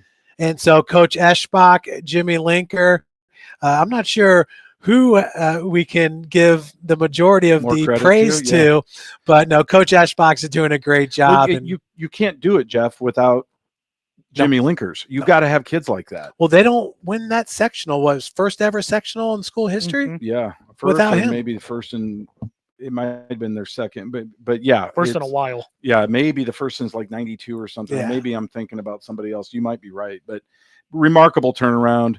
And they had a solid season this year too, but again, had some injuries that I think prevented them from, maybe being as dangerous as they could have been. But Jimmy had a great career. Congrats, Jimmy. Yeah, most notably their quarterback. Aiden Lay, tough kid. Again, you think about, East Noble football. This is a kid that's always got his nose right there in the mix. Look at those numbers: 96 tackles, 11.5 TFLs. Block punt, 3 fumble recoveries. And a lot of people forget East Noble was the number 1 team in Class 4A and undefeated until they ran into the buzzsaw known as Bishop Dormer this year with all those injuries too. And Aiden Lay had a great season for the Knights. Yeah, but this year was kind of like the Kansas City Chiefs year from a year ago, where this regular season wasn't as easy for East Noble as it had been. For sure. And I do think, and we talked about it a lot during the season on Around the Fort, I think the NE8 was down a little bit across the board than it was the year prior. So it was a little misleading too to be undefeated, with the exception of maybe DeKalb, who almost beat East Noble. But everybody else felt like they all took a step back, from Leo to Huntington North. Definitely New Haven. Columbia City. Yep, definitely New Haven. So that being said, it's still East Noble football. Aiden Lay had a great season. Speaking of great seasons, Lucas Lentz, the third Angola Hornet to make the all-game night team, the best lineman for an Angola team that, like you said, Jeff, got hot late, won that sectional championship. And it was just, I'm so happy for Coach Thomas, by the way, to be able to go out on that high note, especially with his son as a senior. Pretty neat. And then, of course, his star running back being the game night player of the year. Pretty neat stuff for Angola that, let's face it, wasn't super stacked with talent. I mean, they were solid, but I don't think at the beginning of the season anybody expected them to win a sectional championship, especially, with some of the teams that were in there, like a Garrett, like a West Noble, that teams that had higher aspirations. You think about the run that Garrett made last year. But what a season, and Lucas was a big part of it. And I hope this is Bryce Lawrence. Do you know the Lawrence brothers? I do. Yeah. Is that Bryce? Because there's Bryce and Brody. They're twins, so I couldn't. Yes. I'm 95% sure it is, because I think I had the wrong. They're identical there. twins. They Are are they? identical Yes. twins. Okay. Well, okay. Coach Sade or the Lawrence family, if I've got the wrong Lawrence there, let me know before we print these posters. But nobody else in the city will know the Fair difference. enough. Fair enough. And I'm sure their mom has called them both by each other's name a million times, especially when they're in trouble. But Bryce, what a season. I'm going to let you talk about him because I know you're a big fan. Yeah, I just love this kid. I mean, every single time their backs were against the wall, meaning Cherubusco, or they needed a spark, it was Bryce Lawrence providing it. And it wasn't even just his senior year. In his junior year, I think he returned the opening kickoff for a touchdown against Eastside, which led them to the conference championship his junior year. But man, last year picks up a fumble and returns it for a touchdown against Eastside, intercepts a pass and returns it for a touchdown. And then in the game against Bluffton, this kid's special. Mm-hmm. And I don't know if he even wants to play football at the next level. I'm not sure if he does, but man, when you call his number, he's going to rise to the occasion. Yeah, tough football player who made a lot of plays for the Eagles the last 2 years, and definitely deserving of this honor. Well, you're going to just keep talking. This is your guy. I got to get Caleb to come to the photo shoot next year so we can get an updated photo. Coach Johnson sent me a picture, and it was a cool picture, but it kind of had the top of his head cut off. Yeah, you can't do that. I couldn't do it. So we went with this, but I mean, Caleb is so much bigger and older looking now. And, you talk about a kid that feels like he's been in college or high school forever. This is another one. I'm sure the people in the SAC are waiting for him to graduate and move on, but the injury that kept him down most of the season, he just couldn't get on track. And then all of a sudden you look back and he still produces 887 yards and 7 scores, 8.3 yards per carry in the SAC. The kid is special. He's going to play at the next level. Now it's just a matter, let's be healthy, let's get stronger and have a senior season to remember. Jeff. Yeah, no doubt, because that 8.3, that's like wake up, roll out of bed, average 8.3 yards per carry. I mean, that's just what Caleb does. Some of the things, he still does that kind of jumping in the air type of stuff where when you jump in the air, you no longer have that push, that drive behind you. So it's much easier for defenses. Plus, you never know where your ankles or legs are going to land or what defenders are going to land on. He's been watching Jeremiah Love from Notre Dame. Yeah, but you understand why, too. It's because of his quicks. Once he gets past the tackler and his feet hit the ground, boom, he's right down the field. I mean, Caleb is, like you said, big and strong, but he is fast. And man, he has not had a fully healthy season yet with the Legends. Maybe his freshman year when he was the slot receiver. He was kind of a part-timer as far as running the ball and things like. Yeah, I agree. The last 2 years, definitely not. And he's just got great vision and great feet too. And I just think, you want him to be healthy with all those parts coming back as far as the offensive line, Malik Moore. You talked about the QB.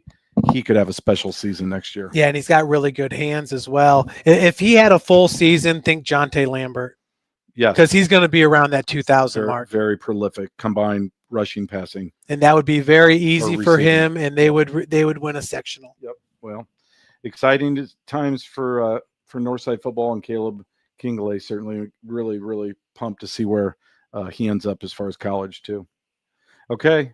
Carter Kennedy. This is another one of those kids that, you think about Homestead, and right out of the gate, Michael White, their star left-handed quarterback, with all that promise and a 3-year starter. You just thought for sure had the potential to just have a breakout season, and then he gets injured. I believe in week 1, didn't he? I think it was. Was it week 2? Well, it was early. Yes, it was early. Very early. And it changed the dynamic for sure. Certainly the backup kid, the Frieden kid, had a really solid season, thrust into duty. But Carter Kennedy didn't miss a beat and produced. And I don't know if Carter's playing in college anywhere. I'd love to see him get an opportunity to play some small-time college football because that kid can really run a route, and he's got great hands. Yeah, no doubt. It was another tough year for Homestead, just kind of all the way around. But, I mean, Carter Kennedy was there from week 1 all the way through and just a for sure-handed wide receiver. Yeah, for sure. Congrats, Carter. I love this dude. Same. Number 33, right? Yeah. Yep, number 33. Tony Dorsett, but played defensive line. My favorite number 33 was Tony D when I was a kid, and I loved watching Cornelius play this year. There was so much talk about Northrop and all the skill guys, and deservedly so. But they were better this year because of guys like Cornelius Jackson in the trenches. He was such a difference maker. I loved watching him play. His numbers are awesome. 28.5 TFLs, 3 forced fumbles, again, and a blocked field goal. But he was, even if he didn't make the tackle, seemed like he was always wreaking havoc at the point of attack in the defensive trenches. And it seemed like he played his best games against Snyder and Carroll and Bishop Dwenger, Agreed. The toughest opponents. So that speaks a lot to his character and just his athleticism and his ability to compete.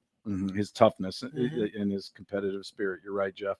I don't know what his I think he's a senior, I believe, and I hope he's going to get an opportunity to play at the next level because I definitely think he can. Oh, he can. Oh, one of my favorites, Javon Irby from Southside. Whew. I mean, I think about some of the catches he made this year.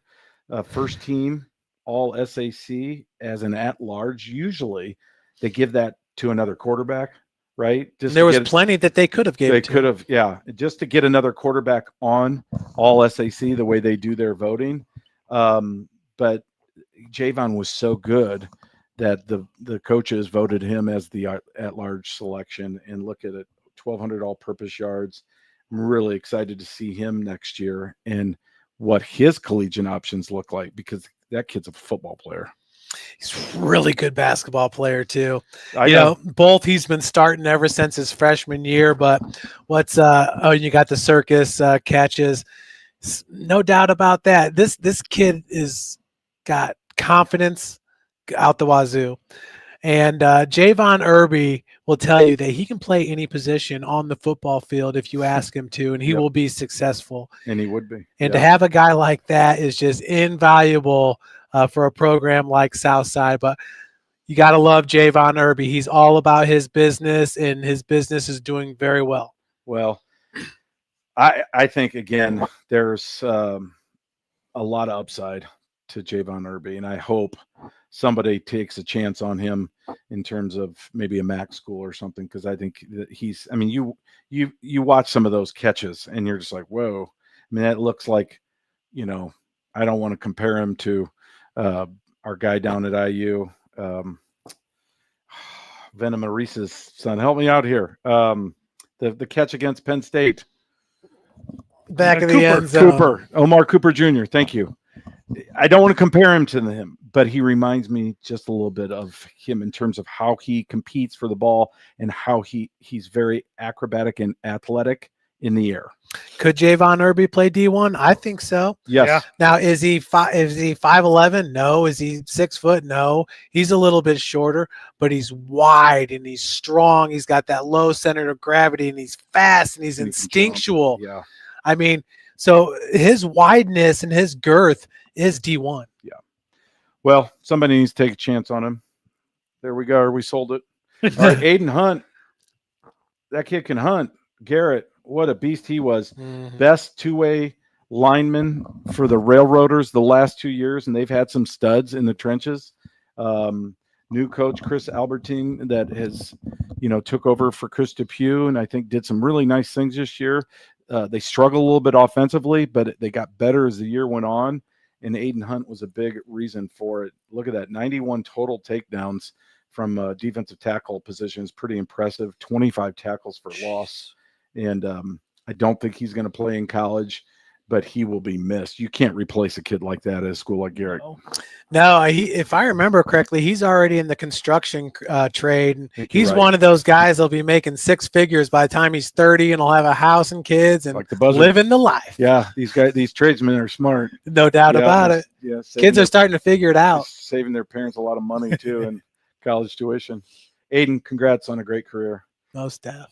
Kellen Holbert from Leo, another prototypical Leo guy. He also had injuries this year. I think almost every kid out at Leo did at some point, which really speaks to the coaching job I think that the Lions did with Jason Dorfler and assistant coaches. But man, he did a little bit of everything for Leo. What are your thoughts on Kellen? Yeah, one of those big guys on the defensive side of the ball for a Leo team that was defensively really good. Unfortunate, of course, with the injury. Leo kind of hit hard with that with a couple different players, of course. Him and then Nate Foster, of course, getting hit with the injury bug. But great with the time that he played, getting 2 picks and 2 pass breakups on defense. Yeah, and early on, he was kind of Titus Stoller's go-to weapon as a wide receiver, and not having him out there, Stoller really missed that and allowed guys like Tackwell and stuff to step up. But Hulbert is a player. If I remember correctly, he's also the team's punter. Yeah, 39.6 yards per punt. Yeah, so, can just do everything out there on the football field. But that's really where I noticed him. Well, number one, he had like a 60-yard punt against Bishop Lures that rolled inside the 5. That's right. But also, like Titus Stoller, they connected right away. And Titus was a brand new quarterback. That's a good point, Jeff. Again, he's another one of those program kids that they're just irreplaceable. And they move on. We talked a lot about Brock Schott and Landon Hepner. Those are star power guys that move on. You got Kellen Hulbert and many other seniors that Leo will miss, but they've got a great program. They'll bring guys up, and there'll be many more to fill in. The running back. Noah Dove. Look at that stash. Look at that. He was at a Coach Brandewy. He wasn't at the photo shoot, and so he was just a sophomore, and I didn't have a good headshot of him. So Coach Brandewy's like, well, can I send it to you? I think he said on Wednesday or later this week, and he was at a wrestling camp or something. He looks like a wrestler. Yeah. And a lot of those East Side kids double dip football and wrestling. He's just so tough. What a season he had as a sophomore for a pretty good East Side team. I thought they were very good. I think Cherubusco stole one from him, actually, and Eastside went out to West Noble and got the dub early in the season. Crazy year. And this is a team that was playing without Lincoln Carter, who as a freshman burst out. Yeah, because he's a Division I wrestler. Elite wrestler. He is absolutely elite. And Lincoln's wrestler. got a great stash too. Yeah, so they're just doing great work at East Side, and Noah is just a product of their system. And Job Richmond, who did not make our team because we've already passed. You think of the year he had, and I know Coach Brandewy, I think, was a little surprised. And not that he was lobbying or anything like that, but I think he was surprised that Job didn't make it. But if you look at all the QBs that are on this team, I think if Job would have played on defense and had some defensive numbers, we might have been able to justify it a little bit. But Job's just a junior, I believe, right? He's only a junior. So he'll be back. So he's an underclassman. I think last year was the first time he got real looks. But, yeah, the thing with that is, then you're going to have to take off a David Callison, or you're going to have to take – there's so many good quarterbacks. Yeah, on and on and on. Yes, yeah. There's a lot of impossible. Guys. It's impossible. But he had a great season. And remember, Job was amongst the leaders as a rusher. You had your passing stats, but consistently he was in the top 10 all year on our leaders board. So, Job, we love you. Keep working hard.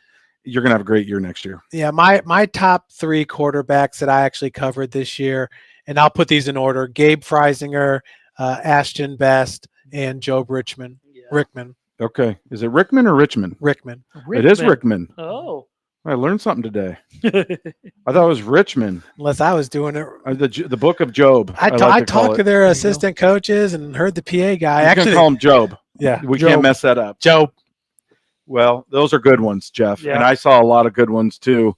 In addition, I'd put David Callison in that mix. I mean, hell, And- Henry Jordan. Think about how he finished up at the end of the year. And that's just There's just so many. Every year we have this discussion. Yeah, of all the positions, there's always Jaden Rivers. There's always 3, 4, 5, 6 dudes that are like, how is he not on here? But I don't need 8 or 9 quarterbacks, right? Yeah. All right, Ife Emadobe. You know, his first name is much longer than that. I'm not even gonna. So sometimes I just shorten names because I'm lazy and I want to be able to pronounce it correctly on the show. I know he goes by Ife, but it's got like 17 more letters. But we're just gonna go with Ife Emadobe.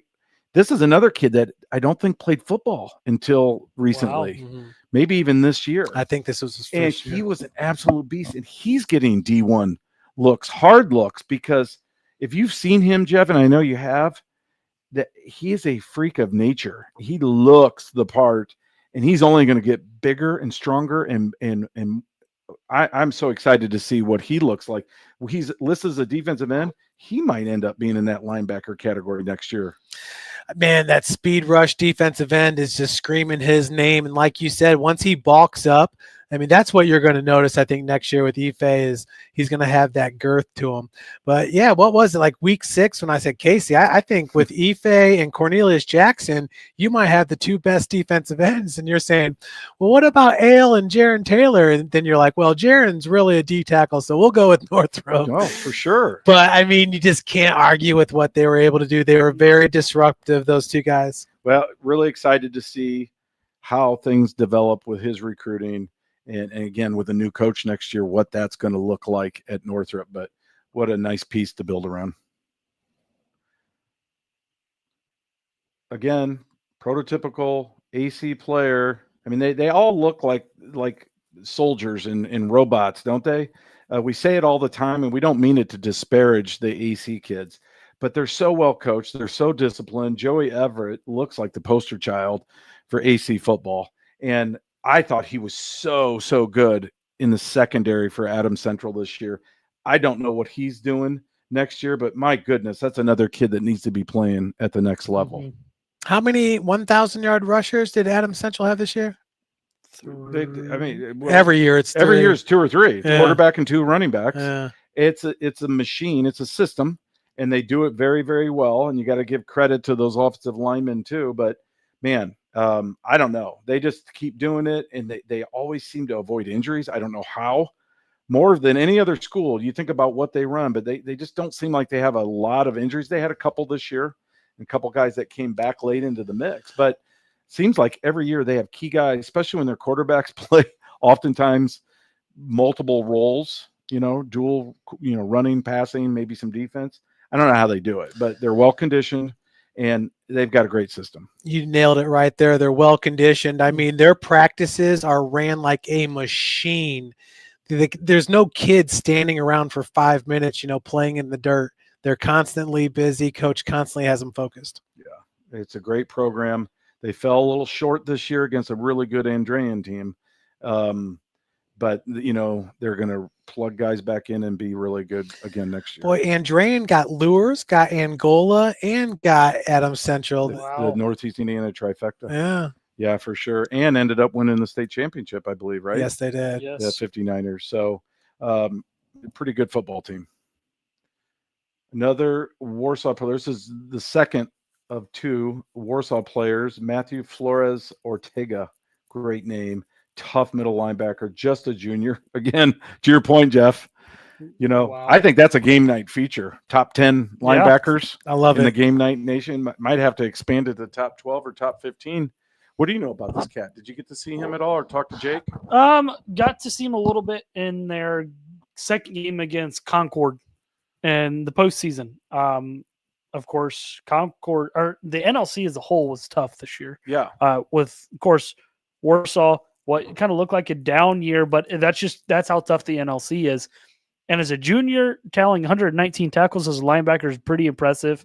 I'm over there a decent amount with some basketball stuff, and they talk about him a decent amount, how he's going to be a big factor in that defense next year. Defense, of course, called the Black Plague. Yeah, for sure. He's a tough kid, and How big again, is the he? numbers speak for themselves.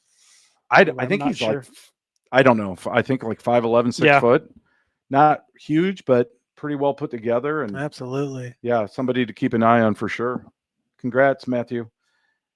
Adam Central looks the part. Cam Fravel, I take it back. Cam Fravel is the poster child for AC football. Sorry, Joey.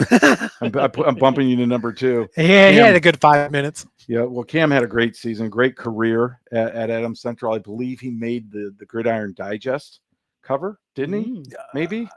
Sounds right. He might have the preseason thing. I know could be AC wrong. had one guy. I don't think it was Cam. You don't think so? Well, I know he was in the mix for a lot of preseason stuff and definitely deserving for some postseason accolades. I mean, he had a tremendous career. Look at the numbers: 92 takedowns, 13 TFLs, 9.5 QB sacks. He said his dad was on the first state championship team. Was he in the 90s at AC or 80? It was probably the 80s under Rick Minnick. I think you're right, and I think his dad might be with the Fort Wayne Fire Department. Okay, is that accurate too? I could be making things up. It's late. I just know that he and his dad have a great relationship. He credits a lot of his success to his dad. And okay, well, heck of a football player, and I don't know what his plans are, but I'm sure he's playing somewhere at the next level. Yeah, because he's big. He's solid. He's a big boy, and he played on the offensive line too. All right, well, we talked about the QBs. Yeah. This is, I didn't know a lot about Gabe Freisinger going into the season. I think his dad might work for the Fort Wayne Fire Department too, while we're on it. I could be wrong, but I think he might. Gabe, gosh, you look at the numbers he had. I think that might be a single season passing record at Carroll. I could be wrong, but I think he might have passed Bubba Jimmy Sullivan just in his first foray as the starter. And yes, he had great targets. I mean, Jaden Van Pelt is as good as we've seen, and then some complementary parts as well. But you still have to stand in there and deliver the ball, and he throws a great ball. His numbers speak for themselves. Oh, and by the way, he's a pretty decent runner too. I think this kid's going to get some opportunities to play at the next level. Don't you agree? Oh, definitely. And he can almost pick it. I mean, I feel like right now you could put him at defensive end and he would be a star defensive end for you. That's what really stood out to me about Gabe Freisinger is just his body, his body type. Solid. 6'2". It looks like he's close to 200 pounds out there on the field. In that game against Northrop, yeah, you just roll him out and he's going to pick you apart. If you don't come up to pressure him, then he can go take off for 10, 15, 20 yards. It's actually really, really easy for him. And if I had to start a team today, he'd probably be my first pick of everybody that I saw this year. Yeah. Not even QBs, just players. Everything. Interesting. Well, he was a finalist for our Rising Star Award, and deservedly so. And you think about Harrison Shealy coming back. You already mentioned, that could be the odds-on favorite for the receiving leader next year with this guy coming back, because Harrison, granted, they've got other guys for sure, but Gabe is also going to have a huge year, I think, in 2026. Yeah, I don't think Carroll really falls off much next year at all. I mean, think of that senior class with Shealy, Freisinger, Newhouser, Wagner. I mean, the list goes on and on. Billy Lauer, Grabner. Yeah, Grabner. There's some studs coming back. And again, that's where that program is right now. Make no mistake. We've talked a lot about it on the show.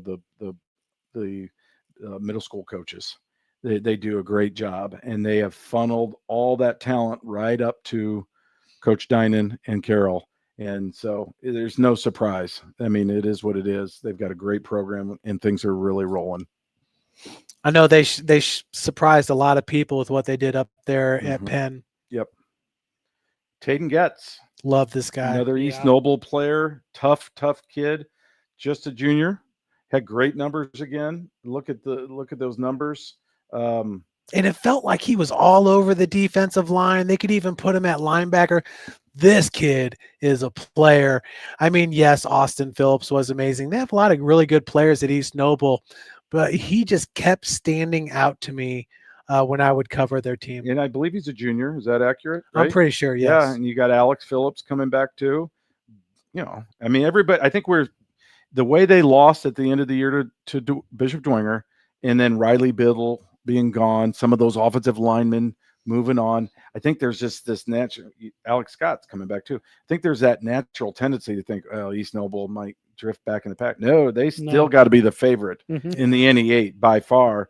And I think they'll give Bishop Dwenger and some others all they can handle in the postseason. But Tayden Getz, once again, one of those guys that has an endless motor, maybe undersized a little bit on the defensive line going against those big offensive linemen, but he has no problem with them. Yeah, he doesn't back down. Tough kid. Darion Goodwin. I love this cat too.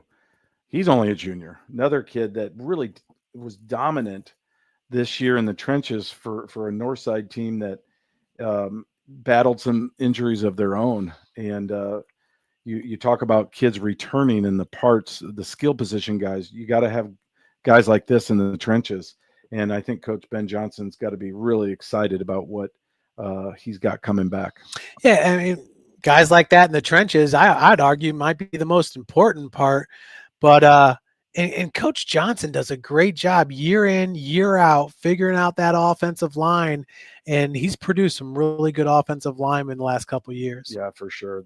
They've got some nice parts, for no doubt about it. And I think will they be healthy is the big question mark, because if all those key guys can be at 100% all season long, watch out.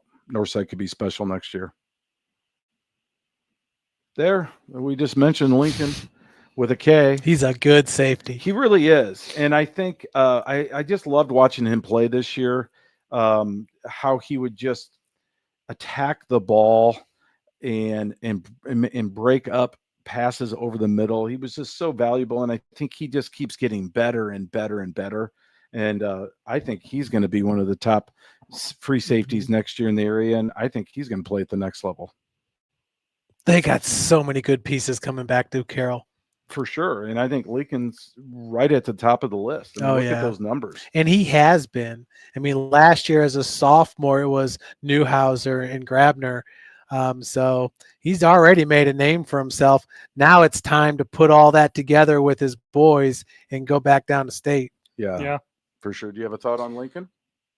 He's a fantastic free safety, and he plays the free safety position so well. When you look at free safeties, like they're able to move and kind of play just as it says a free, because you're not normally locked up with a guy, and he plays that extremely well, flying to the ball when it's in the air. And then, 3 tackles for loss as a free safety is pretty impressive in high school. Well, and 90 total tackles, right? I mean, and that's not because the guys on the front end aren't getting all. Sometimes your safety's your leading tackler, which he wasn't, but they rack up a lot of tackles because the guys at the first 2 levels aren't very good. That's not the case at all. That just means he's always around the ball and he's a sure tackler. Yeah, and Jackson made a good point. I mean, instinctually, he takes the right pursuit angles. He gets from point A to point B faster than most because he knows the right angles. Yep. He must be a math major. This is another one of the guys that again, with votes and things like that, if you would have asked me when the ballots were put out, would Gabe Guerra be on the all game night team? I probably would have said no. I didn't know a lot about him, truthfully, but coaches did. And he, you can tell as those ballots are coming in, it's like, oh, he must be a pretty good football player, and certainly started every game at right guard the past 2 seasons. And again, for an East Side team that's been pretty prolific on that side of the ball, especially running the ball down people's throat. Sounds like he's being courted by Trine and maybe a few others, and he is going to play at the next level. Excited to see Gabe Guerra. Any thoughts on him? He just stands out. You think of a 2A school or small school like East Side, and then you see a guy like Gabe, and the motor. Feel like you could put him in the SAC, no problem. And he would still find a way on the field. I think you're right. And again, I didn't know a ton about him. But what little research I did, I was like, you're exactly right. He's a football player and tough kid. Excited to see him at the next level.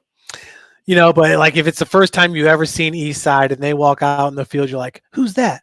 Look on the roster. That's Gabe Guerrero. Right. And someday Gabe's going to be able to say, I was next to Quay Guilford from Ohio State on the all game night team, which is not a bad deal. Any thoughts on Quay? Just incredible what he's. Is he going to tear up your boilers in the future? Is that we'll fair to see. say? There's, from what I'm hearing, like whatever you read from Ohio State, he's a big part of what they're talking about for obviously what's always a fantastic wide receiver group down at Ohio State, but what he's done at Northrop has been just incredible. Whenever you talk about Northrop football within the past couple of years, Quay jumps to the top right away. Well, and I think I told you guys at the beginning of the year during our photo shoots, he you could see how he had developed physically, the muscle, his frame, everything.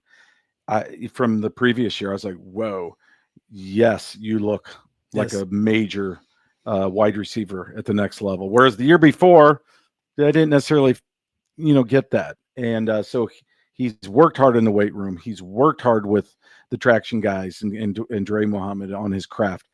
And I think, even though his numbers are fairly pedestrian as they spread the ball around to some other guys, I think he's going to have an opportunity to play early at Ohio State, which is saying something at that position. Yeah, because of his size, like you just said. And so number one thing that you noticed on the field too, there's times when he's high pointing a ball, he's out jumping a DB, and he's just flexed up, and he looks like a Megatron type out there. Yes. So yeah, I could see IU getting him involved early. And 1,000 receiving yards, that's not Ohio State D1, whatever.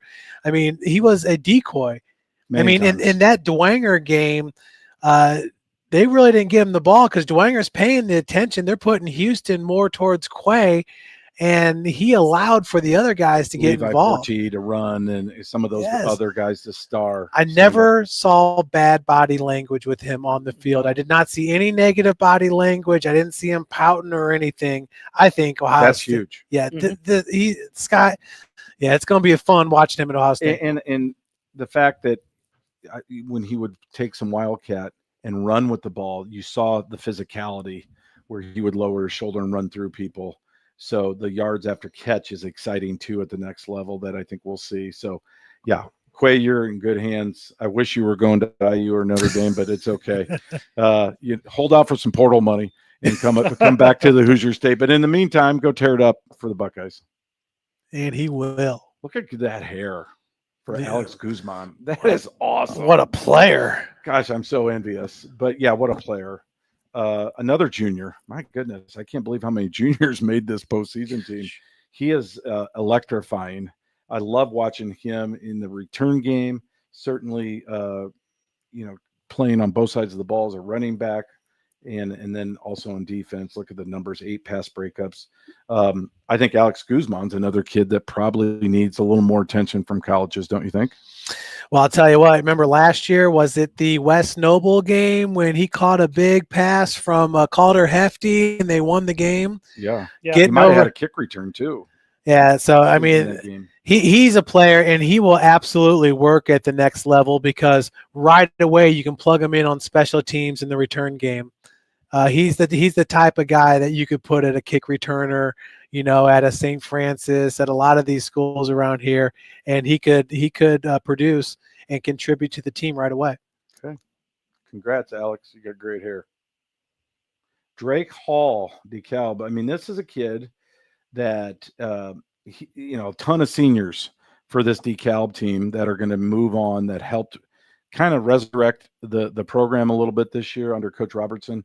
Drake Hall is the one guy coming back, and I'm telling you, he's going to be one of the top defensive backs next year as a senior. He's phenomenal. And Coach Robertson talked about all the freedom that he gave him to call things defensively. He's just a natural. He's a student of the game. He's physical. He's really, I think he's like 6'1", 6'2". Yeah. He's a really well put together dude.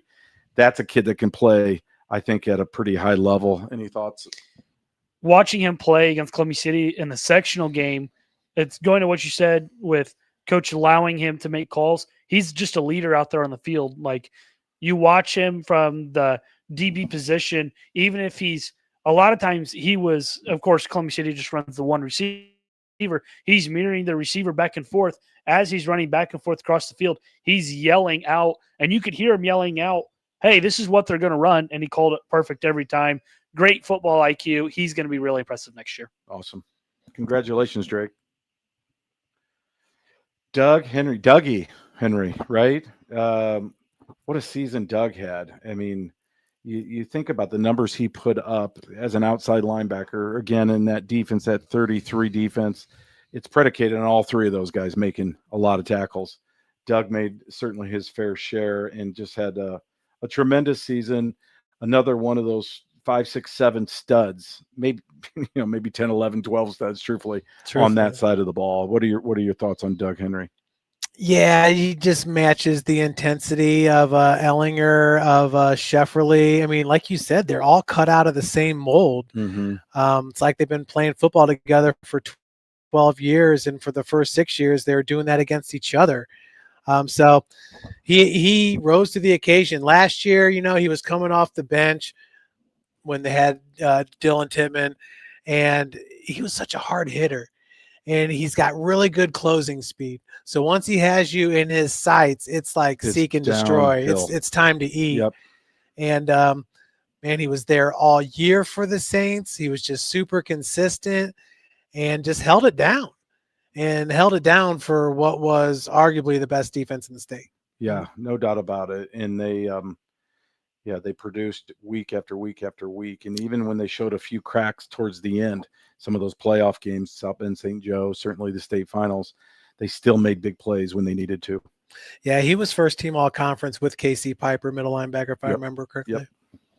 Okay. Speaking of hard hitters, love D. Hogue. I mean, you think about some of the big hits he's had going back to his time at Bishop Luers, then his senior year at Northrop. I don't know what his future is. But this is another kid that it would be a big disappointment, in my opinion, if he's not playing college somewhere. Would you agree? I mean, I see him at the lowest level, like mid-major. I totally agree. I was impressed with him as a sophomore just because I like the hard-hitting type of guys, the guys that aren't scared to throw their body into it. And he just got better every single year. And this year, he was the best player in Northeast Indiana before he got hurt. And that slowed down his game just a little bit. It was the Carroll game towards the end. Yeah, where he had to sit out pretty much the fourth quarter. But even in the Carroll game, he had 2 strips. Yeah. Pulled the ball right away from Freisinger. Yeah. No, he's just the kind of kid that makes plays, that wreaks havoc. He's instinctual, but he's also really, really tough and competitive. And that's how you get those forced fumbles, those strips. Yes. The dislodging the ball at the point of attack on a pass or whatever the case may be. This is a really, really good high school football player that I would be, like I said, very disappointed if we're not watching him play on Saturday next year. Yeah, it should definitely happen. D's the type of guy that the opposing team, the offense, is saying, you want to stay away from that. That dude just hit me. Like my bones are still shaking a little bit. Like fearless. You just stay away from that guy. Yep, for sure. All right, let's get out into the country a little bit. Braden Holbrook, another one of those kids that feels like he's been playing high school football forever, right? He's finally going to move on, but he put up numbers year after year after year. And this year with Coach Wogelman taking over for Ryan O'Shea, changed the complexion a little bit of what they wanted to do offensively out at Lakeland. But Braden didn't miss a beat, still put up really, really good numbers. I know he had some D1 looks to begin with, maybe some max schools, but I don't know if there were any committable offers. So I'm still waiting to hear on that. But that's a kid that needs to be playing at the next level. Legit 6'3.5", 6'4". Strong arm. Might even be 6'5". Yeah. Okay, well, there you go. Maybe 6'4.5". He's big. 6'5". But the point is, he looks the part. He's got the big arm, and I think, he's going to land somewhere. Where is the question? Yeah, tough situation to be in, losing your head coach during your senior year, especially since they kind of grew together. For sure. I mean, Braden's been a real player there ever since his sophomore year. But yeah, I wish him the best. Just a great career. And it's not very often that Lakeland gets to see the type of athlete like a Braden Holbrook. And he's just such a great kid, carries himself very well. He's definitely going to be playing next year somewhere. It's just, where is it going to be? It's a matter of where. And yeah, we wish him well. Excited. All right, Vance Diepenbrock. You know, Vance, everybody knows Vance from his long snapping prowess. You know, he sends out, you know, he puts out a lot of videos. He's very savvy on social media, but he's worked so hard at that craft. But he proved this year he's so much more than a long snapper. Oh, yeah. He was really, really good on the offensive line for the Saints too. And I think you can make a strong argument. He was their second best lineman after Andrew Tryon. And then when you factor in his long snapping abilities, you know, we talked a little bit about that snap that in the state finals on the play, right? They called it assassin, the trick play. That's not easy. It's somewhere between a field goal PAT snap and a punt snap. It's in between. And to put that thing on the money to a kicker, no less, so he can catch it and roll to his left was a huge play. And to be able to call that as a coaching staff is remarkable, but you can't call that if you don't have him at long snapper. So congrats, Vance. You're very deserving to be on this team. And I'm excited to see, is he going to Miami now? Is that right? Miami of Florida? I heard something about that. I think he might be. Yeah. Like, I think he was going somewhere else and maybe he decommitted, and I don't know. I had heard like Miami of Ohio and Bowling Green and all that. I think he might be heading down to hang out with Brock Schott. I'm not mad at him hang for out that. on the, lay out on the beach in between class down there and play some. So we'll see, but he's going to play somewhere. He's worked really hard at his craft, and very excited for Vance. A couple thoughts on him, Jeff? Yeah, just like kind of like a quarterback of the offensive line, if you will. Just getting those guys together. Super good offensive line. Yeah, no, just had a great career. And like you said, he's as good as he is because he puts the extra work in, but his coaches take that special team stuff real serious as well. So it's just a testament to the staff and the program and what they're able to do in all three phases of the game. Yeah. Well, that's how you win a state championship and a city championship, when everything lines up. And I think Dwenger, when it was all said and done, was the most complete team in all three phases. And that's why they did what they did. Yeah. So you nailed it right on. He was committed to Bowling Green, decommitted, and then shortly after received an offer from the U.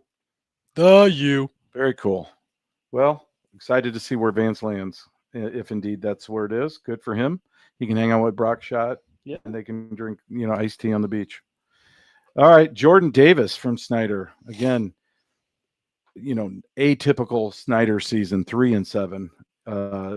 But, they had a lot of injuries. They were playing a lot of young kids, but this was a senior running back that I thought made the most of his time at Snyder, ran hard, and did a lot of really, really good things. Finished with almost 1,600 career rushing yards, and again, a legacy player over at Snyder. What are your thoughts on Jordan? To the casual fan, Jordan's not really going to wow you. Doesn't really have that breakaway speed.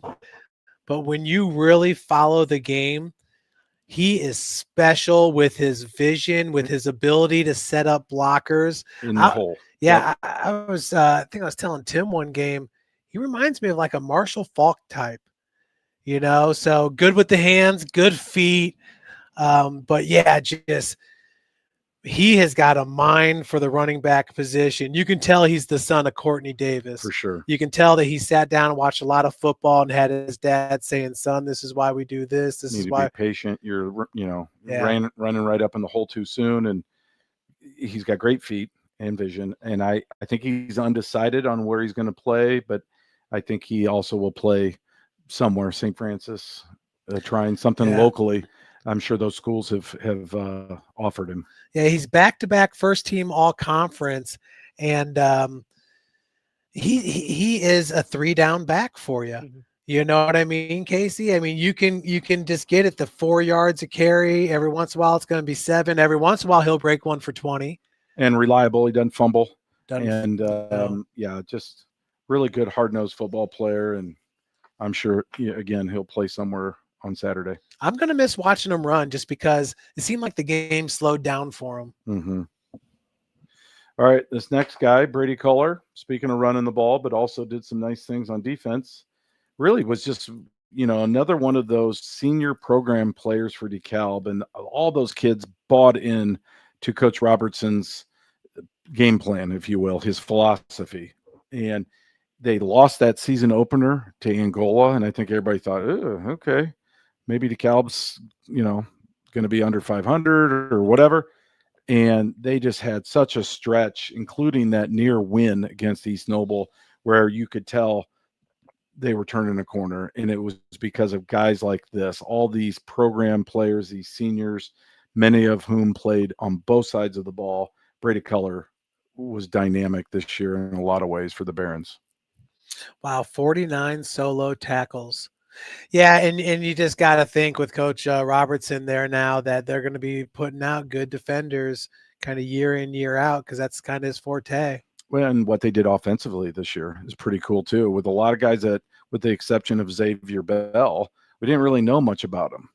Brady Culler, Noah Spears, Bo Meinhardt, but Eli McCormick. I mean, those kids had great seasons, and that's a testament to the offensive coaches up there too, buying into what they want to do.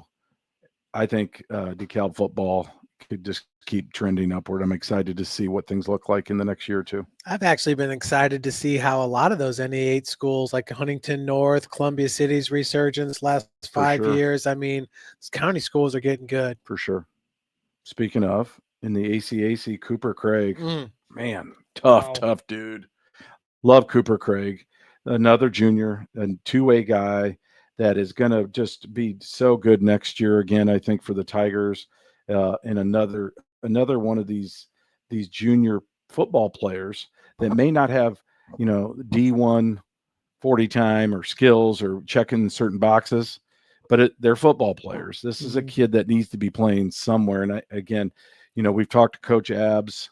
We've talked to the coaches out at St. Francis. They're just licking their chops here because the recruiting, it's so fertile is in Northeast Indiana. It's because of guys like this. Yeah, and the thing about this with Cooper Craig is, number one, just look at the defensive numbers: 7 sacks, 13 tackles for loss, but 1,040 yards rushing and receiving. And receiving. Combo, yeah. Remember, he split carries with Kamel Moore, right? Who would be a starting running back on most teams in the state of Indiana, and a quarterback that likes to run it. Who likes to run? Yeah, 15 total TDs though. No, the kid's a playmaker. Yeah, he's great. Every single time he touches the ball, you feel like it's going to go for 12 yards. And to do that with limited carries, I mean, yeah, impressive. Okay, next cat. Another one of those kids that feels like he's been around for a while. I swear he was side by side Landon Livingston at some point, right? It seems like it, but Isaiah Kuhlman, one of the top wrestlers, right, Jeff, in the state, and he's like number one in lacrosse, not lacrosse, but rugby. Yep, rugby. Yeah. Okay, well, 4-year starter in the Lions trenches, which is saying something, and he also did some nice things on defense this year. They'll miss him for sure next year. Geez, was he playing with DJ Allen and Landon Livingston? I'm just trying to do the math in my head. Too. He might have been in 8th grade, but it's pretty close. Yeah, he would have been. I'm trying to think. He would have been a freshman when DJ was a senior, I think, because I think DJ was in my class. Yeah. Well, if that's the case, and DJ was in Landon's class, they were in the same class. Yeah. So I was so he did play with him. Yeah, I think he did. I think he was a freshman with them. Well, Isaiah, you've had a heck of a career, young man, and excited to see what you do in college. You're going to have a lot of options. No doubt. A lot of different sports. Terrion Carswell, love this guy. So fun at the photo shoot. One of those guys that, again, you just couldn't leave off the all game night team because he was so valuable to what Bishop Luers did this year in all phases. I mean, he's just a really, really good football player.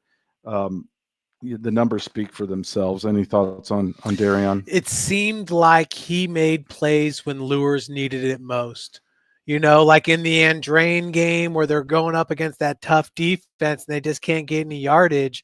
Come up with a big play. Yeah, they'll throw it out, a little swing pass to Carswell. He'll make a couple guys miss. Boom, first down. Yes. So that's kind of – it didn't seem like he was their go-to guy. But, man, he was important when things were not going the Knights' way because he could kind of light that switch. Yeah, in all three phases. I mean, 3 block kicks is pretty impressive too. Yeah. So, yeah, he's a football player. And, again, I'm pretty sure he's a senior too. And if so, he'll be sorely missed. I love this kid. Mm-hmm. You know, you talk about Bishop Dwinger's defense and the motor and the willingness to stick your nose in there. Cooper Campbell delivered one big stick after another and was such a nice compliment to Doug Henry in that 33 defense on the outside. And I think he's just a junior. Again, top linebackers. We'll have a hard time paring it down to just top 10 with kids like Cooper Campbell coming back. But 112 total tackles, 18 TFLs. My goodness. I'm so excited to see his progression because, you know, he's only going to get a little bit bigger, a little bit stronger. He's going to keep working, and he could have a huge season next year for the Saints. Well, those Campbell boys are strong to begin with. So tough. He and his brother. But Cooper Campbell goes into Lebanon for a regional championship game against a quarterback who hadn't thrown an interception all season. 36 TDs and no picks, I think, right? Something like that. Yeah. And then right away, Cooper Campbell picks First 6. or second play of the game, wasn't it? Yeah. And we just got done talking about it the night before on our show, right? Saying it's going to happen. It's going to happen. And, not surprised it was Cooper that did it. And it's like he's a player. That didn't take long. Right. And he's like 3 yards off the line of scrimmage. So the ball's just fired right 100 in. miles an hour. And it just shows his Yeah. skill set, his hand-eye coordination. Wouldn't be surprised maybe if he plays a little bit on offense next year too, because he's kind of got some of those kind of skills that they might need.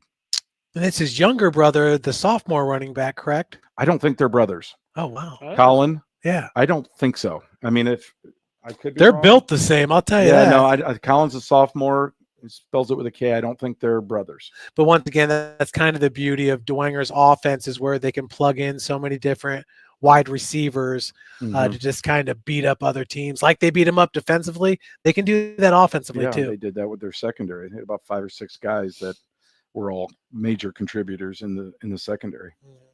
Okay, next guy, Evan Brubaker. This is another one of those dudes that, you know, didn't have awesome stats, but when you're playing on that team where everybody's making, you know, huge plays, it's kind of hard. But he stood out enough that he got a ton of votes from coaches. I mean, the ballots came in, and Evan Brubaker was definitely going to make the all game night team after the first round of ballots coming in. You could just tell. So that tells me everything I need to know about the kid. The kid can play, and he had solid numbers. Don't get me wrong, but he was second team All SAC. But he earned the respect of opposing coaches because they almost every one of them to a man put him on their ballot.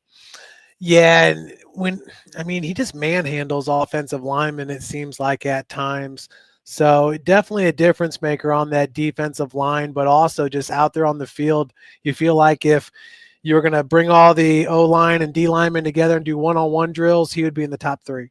Yeah. He reminds me of the Pasetsky kid, remember from a few years ago from Cal, yes. that just had, strong, lanky, aggressive, and just dominated his guy every snap, it seemed like. And even if he didn't make the play, he freed it up for somebody behind him like Eli Newhouser. So great senior season for Evan Brubaker.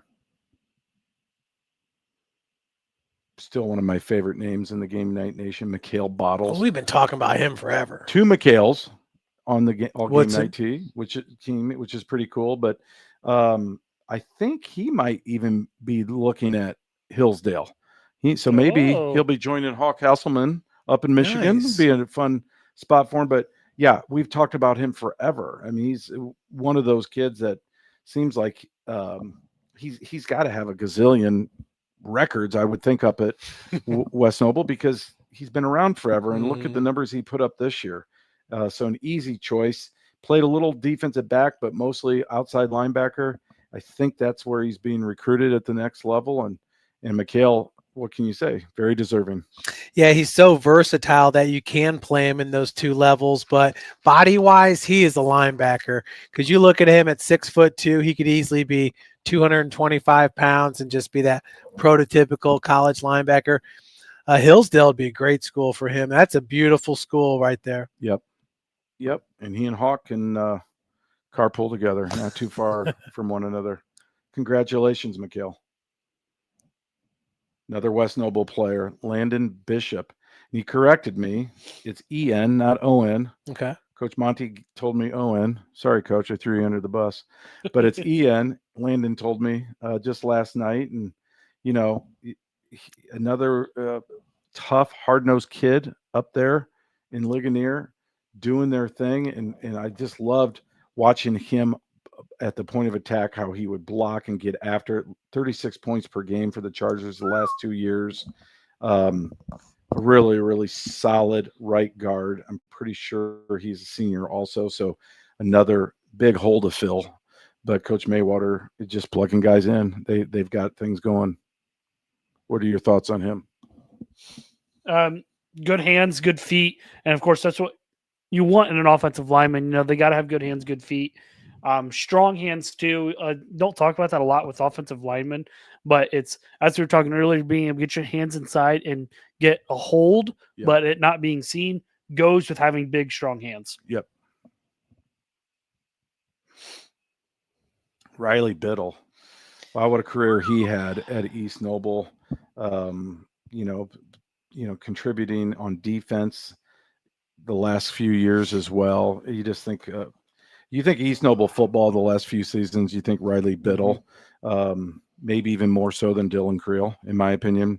Won a lot of football games, really put his heart and soul out there for his team, and the numbers speak for themselves. You have a comment on Riley? To me, this year, where Riley really stepped up his game was running the ball. Like, we knew he could throw it downfield really far. But coming into this year, he really stepped it up in terms of making good reads, pulling it, and getting downhill, lowering his shoulder, and just running somebody over. Well, I thought the drive he had at the end of the DeKalb game was quintessential Riley Biddle. I mean, it looked like DeKalb was going to win that game. They had all the momentum. They took the lead. And Riley's like, no, not going to happen on my dime. And he just led them down the field and made some really, really huge plays. Loved watching him play. What are your thoughts, Jeff? Yeah, I mean, the last 2 years, when you look at Dylan and Riley, I mean, those are two special football players that any program would love to have.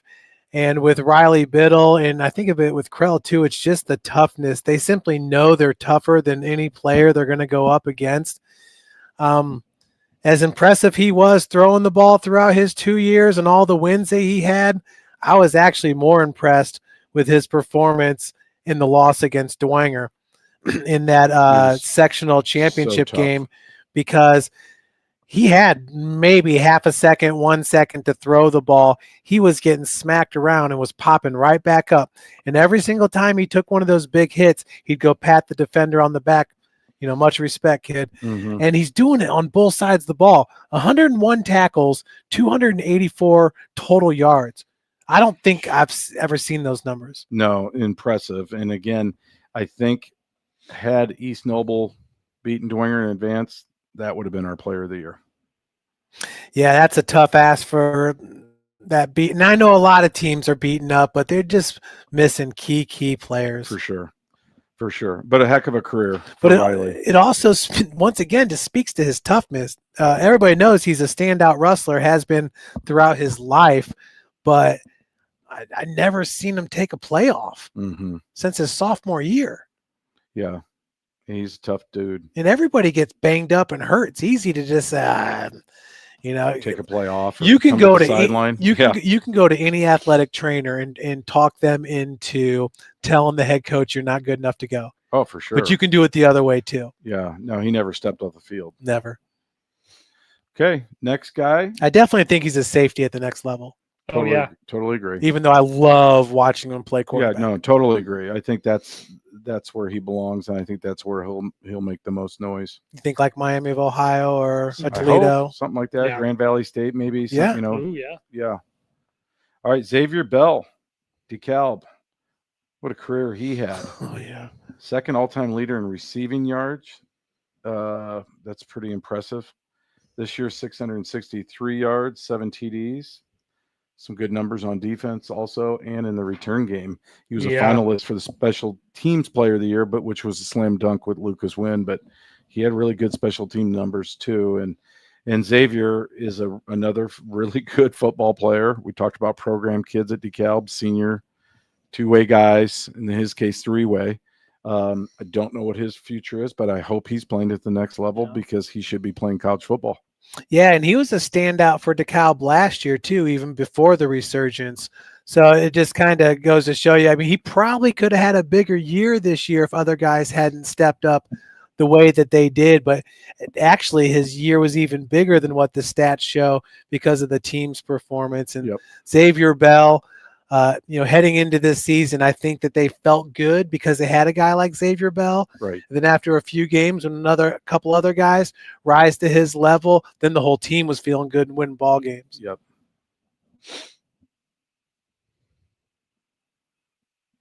This was a fun one. From the standpoint, Carter Beaver, offensive lineman, he's a first teamer. I think there was one or two other first teamers on the offensive line for AC, including Nate Gierkin. But Carter got the most votes of all the AC offensive linemen, so he earned a spot on the all game night team. I don't know if people just loved his smile or his name, but the Beeve made it. And Carter, great kid, fun kid at the photo shoot.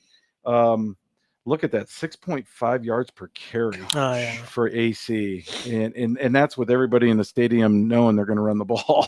Granted, they do a really good job with the sleight of hand, and those QBs like Jamison Roach, they're masters. They're at running it. But you got to have big trenchmen like Carter. I think he's playing somewhere too. I forget where. But very deserving, Carter Beaver. Yeah, leave it to the Beaver to get voted best offensive lineman. That's right. Congratulations, Carter. I was sitting on that one for about 5 minutes. Keon Beasley. Holy moly. Man, he was almost from the very first week vaulted into the leaders board in game night for sacks. Yeah. And he never left. Never. He just kept accumulating, and week after week after week ended up with 11 QB sacks. And what a great season. I hope he gets an opportunity. I think he's a senior. Do you know? I'm not 100% sure. I'm not 100% sure too. So part of me hopes he's not, so he can come back. But I'm pretty sure he might be a senior. And again, you throw the Beasley name out at Southside, synonymous with great athletes, in multiple sports. But Keon really made a name for himself this year on the gridiron. Is he related to DeMarcus? I don't know. I'm assuming maybe a cousin, but I'm not certain. But you think Beasley, you think Southside, you think a couple pretty good soccer players. Oh, right? 100%. And now they got the little Beasley, the freshman soccer player at Homestead. That's right. Well, Keon had a fantastic season for Coach Goodwell. Another one of those kids for the Archers that allowed them to raise their level of play, become more competitive. And they've got a few nice parts coming back. Are you looking up to see if he's a senior? Senior, wide receiver, defensive end. I thought he was. So, he's slight of build. He doesn't look like he's real menacing, but the kid can play. Yes. He's obviously really, really quick and sure tackling. So hopefully he ends up at St. Francis or somewhere like that. And the longer that Coach Goodwell is the head coach there, their numbers are just going to keep getting better and better to where you got a guy like Keon that comes out for the team. Maybe he's a little bit late to football, but that's okay. Football is one of those sports where natural abilities are almost more important than the years In of longevity. training. Sure. You know, it's not necessarily like hockey that way. But yeah, great job by him. Hey, come out and shine. That's exactly what he did. Yeah, great numbers. Grady Baker back on the team. You know, it's been a tough go at Belmont. We've talked a lot about it, you know, in recent years. You know, Coach Nick Hall made the decision to step aside, you know, a few weeks back and focus more on his wife and 3 kids. Makes sense. You know, family time. You know, he told me the other day if he's not going to be coaching football or doing anything, if any coaching he'll be doing, it'll be softball, basketball. Yeah, he rattled off a few. And so good for him.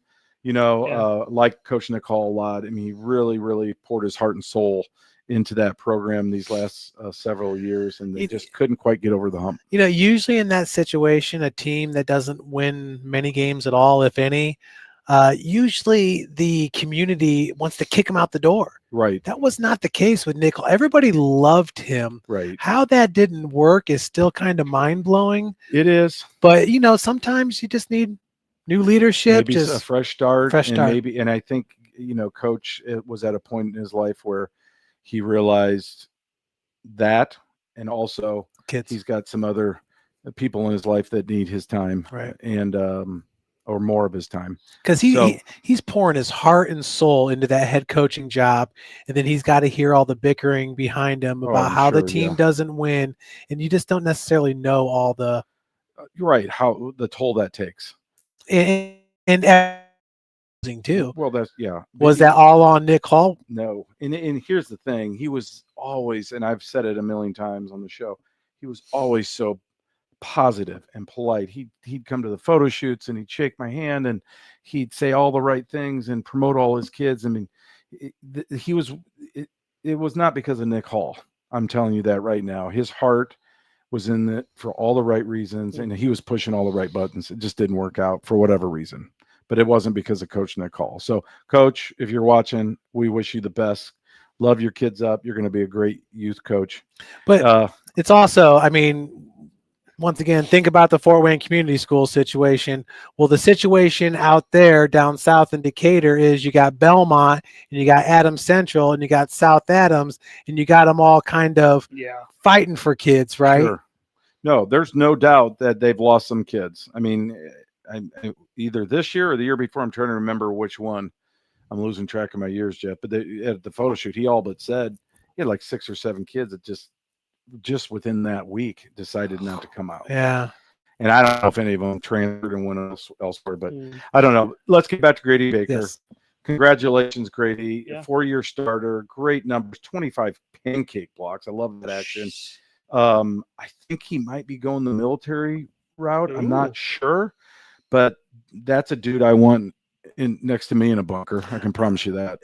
Oliver Whirling's going in the military, who's the leading tackler. That's right. Maybe that's who I'm thinking of. But Grady was a heck of a player and a 2-time all-game night selection. And one of those easily could have quit or went to another school and said, no, I'm a Belmont football player. I'm going to see this out through to the end. Mad respect for all the seniors with the Belmont football team. No doubt. Definitely. No doubt. All right, last guy. We are done. We know this name, Kian Arroyo, another senior that, you know, you think about Braden Holbrook. You can't think Braden Holbrook without thinking Kian Arroyo. It's another one that felt like he's been there forever. Well, like Braden Holbrook. Yeah, for sure. And they've just been, you know, hooking up with one another on the gridiron. The numbers speak for themselves. 881 yards this year.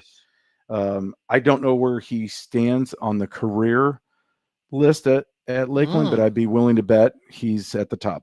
Yeah, no doubt. But again, we talked about the coaching change, and he and Braden still put up ridiculous numbers this year. Yeah, and I just love that, you know, profile picture we've been using for the last 2 years because it's so unassuming. You know, glasses, the locker, and the T-shirt. Like you were just talking about the other athlete, like you see them in person, you wouldn't think that they're a straight dog on the field. You know what I mean? And that's Arroyo. And it seems like this year he really kind of well-rounded his game to where he's almost just as good on defense as he is on offense. Yeah, the numbers are ridiculous. And not sure what his future is, but he should be playing small college football somewhere.